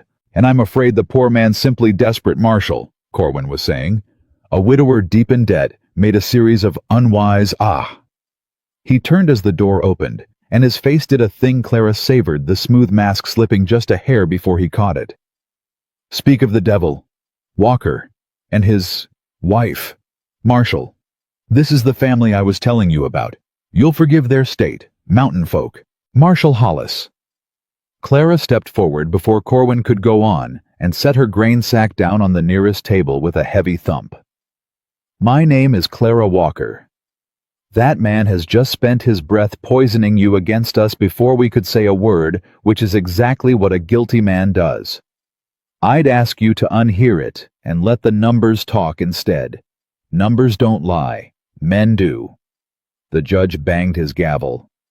"Now see here, this is highly irregular. A woman can't just—" "With respect, Your Honor," Clara said. "I can read, and that appears to be more than this court would prefer. Marshal, may I show you something? It'll take 10 minutes, and if I'm wrong you can throw me out and never think of me again." Hollis looked at her a long moment, then at Corwin, who had gone very still. And something in a lawman's instinct, honed on 100 crooked deals, made him push off the wall. "I got 10 minutes, Hollis said. "Show me." Clara opened the sack. She laid out Corwin's note, the pretty copy he'd handed Elias, and beside it she laid the arithmetic worked in her own hand on paper. She'd covered the night before. Grace fell sick, every figure checked twice. She walked the marshal through it plain and slow, the rate written 2 ways. The monthly compounding hidden under a yearly promise, the sum swollen to near double what was borrowed. "That's the copy he gives the borrower," Clara said. "But he keeps a second book, his real figures. I saw it in his own bank with his clerk as witness when I asked to review my husband's account, as is my legal right. The real numbers are in that book, and I'd wager everything I own that the moment the trail opened this morning, Mr. Corwin's first thought was to burn it. Corwin laughed easy and cold. This is fantasy. There is no second book. This woman read A Farmer's Debt, didn't understand it, and has spun a tale. Marshal, I've a signed note and a filed foreclosure and a judge's order. She's got scribbles on a scrap of paper and a wild imagination. He's right about one thing, Clara said. Scribbles won't hang a man, so I won't ask you to take my word, Marshal. She turned. Mr. Deakins, come here. Deakins stepped forward into the lamplight, and Corwin saw him full for the first time, and the banker's smooth face finally truly cracked. Deakins, Corwin said. What are you're supposed to be? He stopped himself, but too late. Everyone in the room had heard the shape of what he'd almost said. Supposed to be dead on that mountain? Silas? Deakin's voice was quiet and steady, now the voice of a man with nothing left to lose, and one thing left to do right. Frozen in a ditch, with a can of your coal oil I near was. Marshal, my name is Frank Deakins, and I have worked for that man for 6 years. And 2 nights ago, he handed me coal oil and matches, and ordered me to burn the Walker family alive in their beds, and let the blizzard call it an accident. 7 children, Marshal. The youngest is 4 years old. I couldn't do it. I ran, and the storm caught me, and the very family he sent me to murder took me in and thawed the life back into my hands. He held up those ruined hands shaking. I'll swear to all of it. The arson he ordered, the spring I fouled on his word, and the second book, because I've seen it, I've carried it. I know the drawer it sits in, and I know his hand that wrote it. It's real. And if you ride to that bank tonight before he can reach it, you'll find it right where I say. The courtroom was dead silent. Corwin's cane came up, pointing, his composure gone. This man is a criminal by his own confession. A confessed arsonist. You'd take the word of... I'd take the word, Marshal Hollis said slowly, of a man confessing to a hanging crime with nothing to gain by it over a banker who just told me a dead man's name he had no way of knowing was alive. He straightened off, nothing all business now. That's a peculiar slip, Mr. Corwin. Supposed to be. Supposed to be what? Corwin said nothing for a moment. Then, smooth as ever, he tried the only card a rich man has left when the truth runs out. Marshal, he said, and reached for his coat. I think perhaps we've all gotten overheated. Surely a man in your position understands that these things can be settled quietly between reasonable parties to everyone's... Careful, Corwin. Hollis's voice dropped to something cold. Next word out of your mouth had better not be a number, because if you offer a federal marshal money in front of this many witnesses, I'll add that to the pile too, and it's a tall enough pile already. Corwin's hand froze on his coat. And in that frozen hand, in that halted breath, every soul in the room saw the truth of him plain. He shut his mouth. That's what I thought. Hollis turned to the judge. Your Honor, I'm placing a federal hold on that foreclosure pending investigation, and I'm going to that bank tonight, and I'm impounding every book in it. And if there's a second ledger where this man says we'll all know by morning who's telling tales. He looked at Corwin. And you, sir, are going to sit in my custody while I look. A banker who can't account for a witness he thought was frozen, and who reaches for his wallet in front of a lawman, has got a great deal of explaining to do. You have no authority, the judge began. I'm federal, Your Honor. I've got all the authority there is. Hollis's eyes were flat and hard. And I'd think careful if I were you about how close your name sits to his in those books. Be ashamed to find a circuit judge's debts in a crooked banker's ledger, wouldn't it? The judge's face went gray, and he said nothing more. They rode to the bank that night, all of them, the marshal and Elias and Deakins, leading the way to the drawer, and there it was exactly where Deakins swore it would be the second book, the real one unburned only because Corwin had run to the courthouse to head them off instead of to the stove. His arrogance had cost him the 1 hour that mattered. He'd been so certain the fat farm wife could be talked past that he'd never thought to burn the proof first. Clara stood in the lamplit bank and watched Marshal Hollis open the true ledger and read down the column with his own eyes, and she watched his jaw tighten, and she knew before he said a word that it was over. "Every figure she said," Hollis muttered. "Right here in his own hand. 2 sets of books. Fraud plain as day on how many families?" He turned pages and his face darkened. "Lord Almighty, this ain't just Walker. He's done this to half the valley. Driven folks off their land for 2 years with rigged paper, and nobody could read it well enough to catch him." "Somebody finally could," Elias said quietly, and he looked at Clara, and there was something in his face that went past pride, past gratitude, all the way into something he still hadn't found the word for. Corwin was arrested that night. The marshal took his cane, and his fine coat did him no good in a federal cell, and the judge who'd sold his gavel found himself under investigation before the week was out. The foreclosure died the death it deserved, and the note that had hung over the Walker land like a blade for 2 years was set aside as fraud. The debt reckoned down to the true small sum Elias had actually borrowed, a sum a man could pay off honest in a season or 2. But there was one more piece of Corwin's plan already in motion, and it was climbing the mountain even as they arrested him. Corwin had sent his sheriff up at first light before he'd known his whole house was falling, with a backdated eviction order in his saddlebag, and orders to put the Walkers off the land while the family was scattered and weak. And so that same morning, while Clara and Elias watched a marshal read the truth in a lamplit bank, a lawman with a paper was hammering on the cabin door, where only Rachel and the little ones remained. Rachel opened it with Grace on her hip, and Jonah pressed to her side and the twins behind her, and she was 14 years old and alone, and she faced a grown man with a badge and a gun. "Where's your pa, girl?" the sheriff said. "Gone to town." "Then I'll say it to you. This land's foreclosed. Bank's order judge's signature. You've got till noon to clear out the lot of you. Take what you can carry." Rachel's arms tightened around Grace, but her chin came up and she did not cry, because she had learned 2 years ago that crying brought no help, and she had learned 2 nights ago that she came from people who did not quit. "No," she said. "Girl, my mother's buried on that rise under the pine. My baby sister near died in this house 3 nights back, and Miss Clara breathed her back to life on that loft floor. And my pa and my new ma rode down your mountain to hang the man who sent your order." Rachel's voice shook, but it did not break. "So you can come back with your paper, mister, but you're not putting 7 children out in the mud on the word of a thief. Not today. Not while I'm standing in this door." The sheriff's hand went to his belt, and Jonah started to cry, and Amos grabbed a fire iron off the hearth with both small hands, and for one awful moment, it looked like a lawman might truly drag 5 children out into the yard. And then a rider came up the trail at a dead gallop, and it was one of Marshal Hollis's deputies, waving a paper over his head and shouting, "Federal hold! Federal hold on that foreclosure. Marshal Hollis County seat, that order's dead.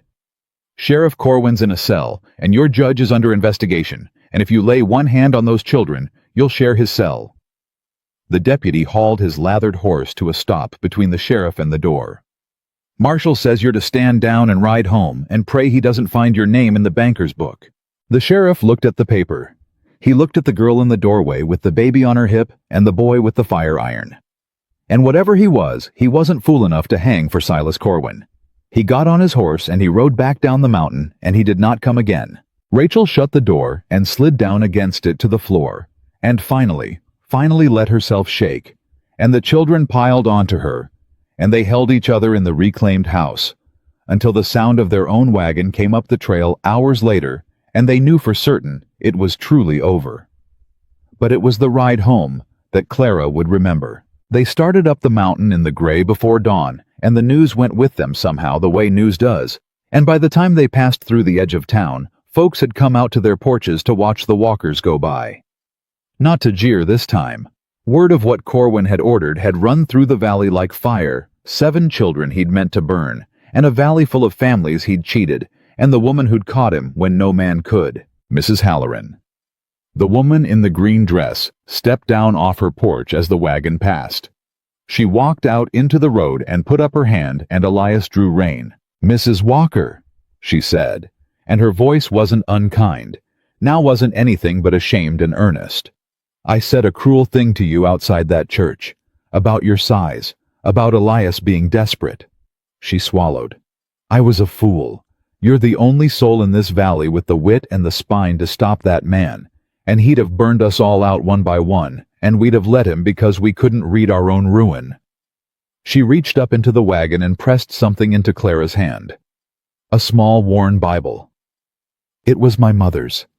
I've got nothing finer to give. I wanted you to have something from me that wasn't ugly, that's all. Clara looked down at the little Bible in her big hand. There's no call for this, she said softly. There's every call, said Mrs. Halloran. You saved this whole valley, and it started with you saving one child in the mud that nobody else would touch. I watched it. I did nothing. I've been ashamed of that every day since. Her eyes were wet. My own boy got mocked for a stammer years back, and I stayed quiet then too, and I've hated myself for it. I'm done staying quiet. She squeezed Clara's hand. Welcome home, Mrs. Walker.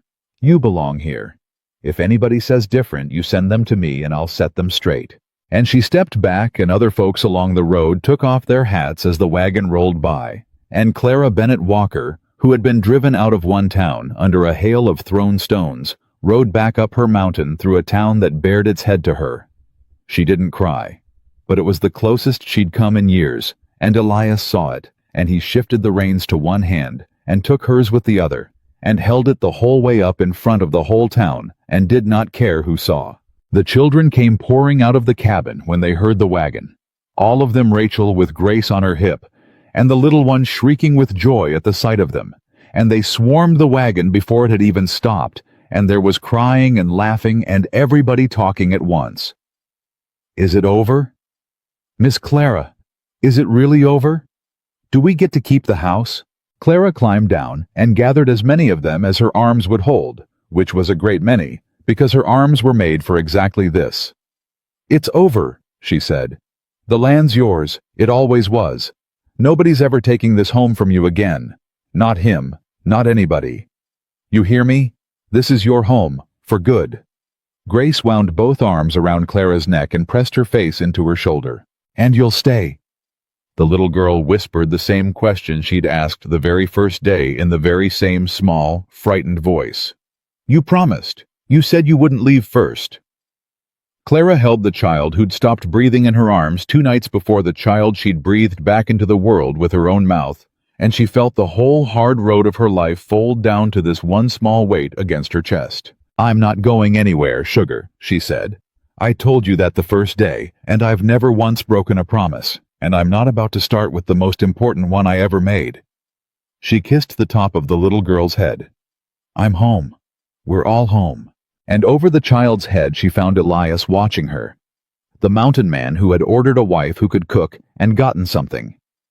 He was only now standing in his own reclaimed yard with his whole living family around him, beginning to understand the true size of. He didn't say anything. He didn't have to. He just walked over and stood beside her and put his hand on the small of her back, steady and sure. Thomas swung down off the mare, and without a word came and stood on Clara's other side, and the boy who'd sworn he hated her that first day rested his hand on her shoulder like a man claiming kin. Rachel leaned into her. The twins hung off her skirts. Jonah pressed his face to her arm, and Grace stayed wound around her neck, refusing to be set down, murmuring, you stayed, into the warm crook of Clara's throat. The 2 of them stood together in the yard while their 7 children swarmed around them in the melting snow, and for the first time in 2 long years, the Walker place was exactly what it had always been meant to be, and had never been until she came. A home. Whole. And nobody in it going hungry or unloved or unprotected ever again. Spring came slow to that mountain the way it always did, but it came. The snow that had near killed them pulled back off the high fields inch by inch, and the pine on the rise where Martha slept stood green against a softening sky, and the Walker place for the first time in 3 years filled up with the ordinary noise of a family that had stopped bracing for the next blow. Clara noticed the change in herself before she noticed it anywhere else. She had stopped listening for hoofbeats. For 2 years of her life, and hard for the last few months, some animal part of her had always been half-cocked, waiting for the next cruel word, the next order to leave, the next man riding up to take something. And one morning in April, she caught herself humming at the basin the way Martha used to, and she stopped startled, and then she let herself go on humming. That was the morning Elias came in from the field, and stood in the doorway, and watched her, and didn't say anything for a long while. "You're staring," Clara said, not turning around. "I am. It's rude." "I know." He came in and set his hat on the peg. "Clara, I've got something to say, and I've been 3 weeks working up to it, and if I don't say it now, I'll lose my nerve for another 3, so you'll have to let me get through it clumsy." Clara turned around. Something in his voice made her set down the dish rag. "When I put that advertisement at the trading post," Elias began, "I wrote it plain. A wife who could cook, who could tolerate children, who understood mountain life. I told myself that's all I wanted.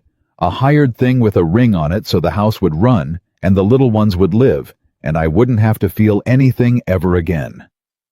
His jaw worked. "I decided feeling things was what killed a man.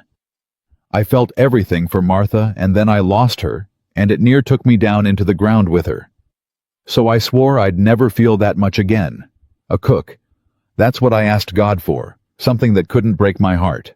"Elias, let me finish." He took a breath. "And he sent me you. And you walked into my broken house and you didn't cook first, Clara. You didn't clean first.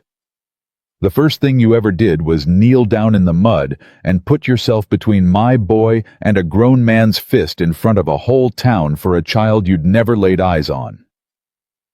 His voice roughened. "And every single day since you've done the thing I was too scared to do, you felt. For all of us. You loved my children when I couldn't reach them. You breathed the life back into my grace with your own mouth. You faced down guns and a crooked banker and a whole valley that laughed at you, and you never once ran when running would have been the sensible thing." He crossed the room to her. "I asked for a woman who couldn't break my heart, and instead God sent me the only woman alive who could put it back together." Clara's eyes filled.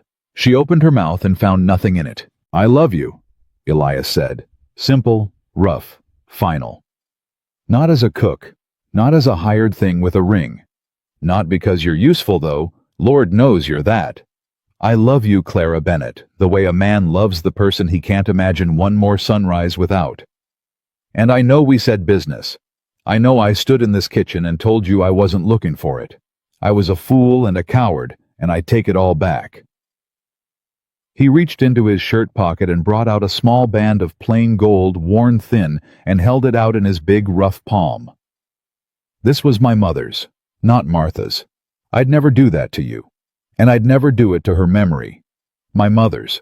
She was a big woman, too strong as an ox and twice as stubborn, and my father buried 3 farms worth of trouble beside her, and called himself the luckiest man in Colorado for it." His hand shook. "I'd be prouder than I've got words for if you'd wear it. Not because we already married for the papers, because I'm asking you now for real for me. Clara, will you have me, not the arrangement, me?" For a long moment Clara couldn't speak at all. She had been told 1,000 times by 1,000 cruel mouths in 1,000 hard towns that no man would ever want her. She had believed it. She had built a whole life on believing it, folded herself small around it, packed her heart into a trunk beside her father's books, and sworn never to open it. And now a good man stood in a mountain kitchen with his mother's ring shaking in his hand, asking not for what she could do, but for who she was. And the wanting in his eyes was so plain and so true that 30 years of that old lie cracked clean down the middle and fell away. "Elias Walker," she managed, and her voice broke on it. "I have spent my whole life waiting to be chosen and telling myself I never would be. And you're standing there choosing me, for me." A tear spilled over.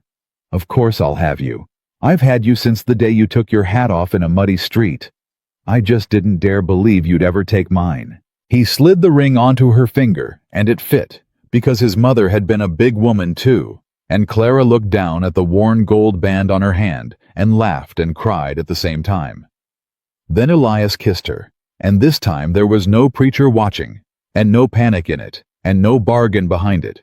Just a man and a woman on a mountain who had both stopped believing in second chances, kissing each other like the world was new. From the loft ladder came a whoop. They broke apart.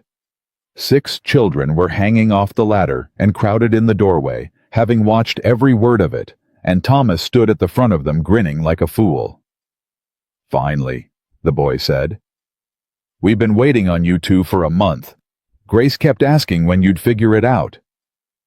"Thomas Walker, how long have you been on that ladder?" "Long enough," he said, unrepentant, and then his grin softened into something older and truer. "We voted, by the way, all of us. Grace can't rightly count, but she voted twice." He came down the ladder and stood in front of Clara, this boy who had told her on the first day that they didn't want her, that she'd leave like everyone left. "We want to call you Ma, not Miss Clara. Ma, if that's all right. We already talked it over. You're the one that stayed. You're the one that fought for us. That's what a Ma is. Blood's got nothing to do with it." His voice wobbled. "So, can we—" Clara looked at the boy she'd held sobbing by a woodpile in the killing cold. She looked past him at Rachel, who'd faced down a sheriff at 14. At Jonah, who talked now, who laughed now. At the twins. At Silas. At Grace, who had stopped breathing in her arms and started again.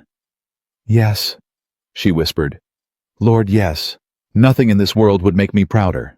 And 7 children rushed her all at once, and Clara Bennett Walker went down under a pile of her own family laughing, and Elias stood over the heap of them with his hat off and his eyes wet, and did not once look toward the empty spot at the basin, because it wasn't empty anymore, and never would be again. The valley didn't forget what she'd done. Word of the second ledger spread, and the marshal's men worked through Corwin's books family by family, and one by one the folks that thief had cheated got their land reckoned back to honest, and they knew who to thank. It was the fat farm wife from the mountain who'd read the ruin no man could read. They started riding up the trail first with pies and preserves to say thank you, and then quiet one at a time with other troubles. A broken arm that had set crooked. A baby that wouldn't come. A fever in a child that reminded them, all of them, that the nearest doctor was 2 days off through hard country, and that there was a woman up the Walker place who had a trunk full of a physician's tools and a physician's hands. The first time it happened, a man named Cobb rode up at midnight, hat in his hands, near out of his mind. "Mrs. Walker, my wife. The baby's turned wrong, and the granny woman's given up, and they say folks say you—" He couldn't finish. "Please, I know it ain't fair to ask. I know what they did to you in the last place. Deacons told us before he left. I know you swore off it. But my Sarah's dying, ma'am, and you're all there is." Clara stood in the doorway in her nightdress, and for one long moment the old fear rose up in her. The memory of stones thrown at her wagon, of a banker's grief laid on her shoulders, of a whole town deciding a woman had no business with a black bag. Then Elias's hand came to rest on her shoulder, steady and warm. "It's your choice," he said quietly. "Only yours. Nobody on this earth can make you open that trunk again. But whatever you choose, I'm behind you, and so are these children, and no town is ever throwing stones at you while I draw breath. So don't you decide out of fear. You decide out of who you are." Clara closed her eyes. Who she was.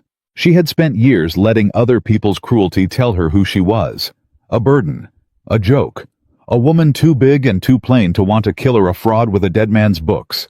And she had come up this mountain believing every word of it. She didn't believe it anymore. "Get my trunk," she told Elias. "And hitch the wagon. Mr. Cobb, you ride ahead and boil water, and don't you dare let anybody give up before I get there. I've turned a wrong-way baby before, and I mean to do it again tonight." She was already pulling her shawl on. "Tell your Sarah the doctor's coming." The word came out of her plain and sure, and it did not shake. The doctor's coming. She turned that baby by lamplight, in a stranger's cabin before the sun rose, and both mother and child lived, and Cobb wept into his hands, and by the next Sunday the whole valley knew there was a doctor on the mountain again. Not a man with a Denver diploma. A big country woman, with her dead father's tools, and her own two clever hands, who charged what folks could pay, and forgave what they couldn't exactly, as her father had before her. The town that had once mocked her size started calling her Dr. Walker. And Clara, who had packed her whole calling into a trunk and sworn never to open it, found that the very thing that had gotten her run out of one town made her beloved in another. She had run from Missouri, believing her gift was a curse the world would never let her use. She learned up on that mountain that it was never the gift that was wrong. It was only the smallness of the people who couldn't see it. She unpacked the trunk for good that summer. She hadn't planned to make a ceremony of it. But Grace found her one afternoon setting the last of the medical books up on a shelf Elias had built along the kitchen wall, and the little girl watched her lift each thing out of the old leather trunk and find it a home, and something about it caught the child's attention. "Ma," Grace said, "your box is empty."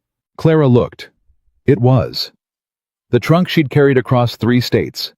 The trunk she'd guarded like it held her own beating heart, the trunk that had held everything she had left of the person she used to be, sat open and empty on the floor. "So it is," Clara said softly. "Where's all your things?" Clara looked around the kitchen. Her father's books on the shelf. His instruments in the cabinet by the stove. His watch on the mantel ticking. His whole life and hers spread out through a home instead of locked away in a box. "They're not in the trunk anymore, baby," she said, and her voice caught. "They're all through the house now, everywhere, because we're not going anywhere. When you're leaving, you keep your things packed. When you're home, you put them where they belong." She pulled the little girl into her lap. "I kept everything in that trunk for years because I never once believed I had a home to unpack it in. I was always waiting for somebody to tell me to leave." "But nobody's going to tell you to leave." "No," Clara said. "Nobody is." She closed the empty trunk, and she didn't throw it out because a person ought to remember the road they walked to get somewhere good. But she pushed it into the corner and set a lamp on top of it, and it became a table, and that was the end of it being anything else. That night, after the children were asleep, Clara and Elias sat out on the porch, the way they'd taken to doing her hand in his, the mountain quiet around them. "You know what I keep thinking about," Elias said. "That advertisement. Wanted a wife must know cooking. I've thought about it 100 times since." He shook his head slow. "I asked for the smallest thing I could imagine. Somebody to keep the house from falling in. And I keep thinking about what I'd have missed if you'd been what I asked for. If you'd just been a cook. We'd have lost the land. Grace would have—" He couldn't say it. "Half the valley would still be getting robbed blind, and I'd have gone to my grave a hollow man who never let himself feel a thing." "But I wasn't what you asked for," Clara said. "No." Elias lifted her hand and pressed his lips to the worn gold band on it. "You were what we needed. There's a difference, and I was too much a fool to know it until you taught me. I asked for a wife who could cook. And what I got—" His voice went thick. "What I got was worth more than this land, more than my own life, more than anything I'd have known to pray for. What I got was you." Clara leaned her head against his shoulder. For 27 years, the world had told Clara Bennett that she was too big to love, too plain, to want too much, and never enough, all at the same time. She had believed it in 100 towns. She had carried that lie across 3 states in a trunk beside her father's books. And it had taken a broken mountain man and his 7 grieving children to show her the truth that every cruel mouth had gotten exactly backwards. She had never been too much. The world had simply been too small. And up on that mountain, in a house that had been dying and was now more alive than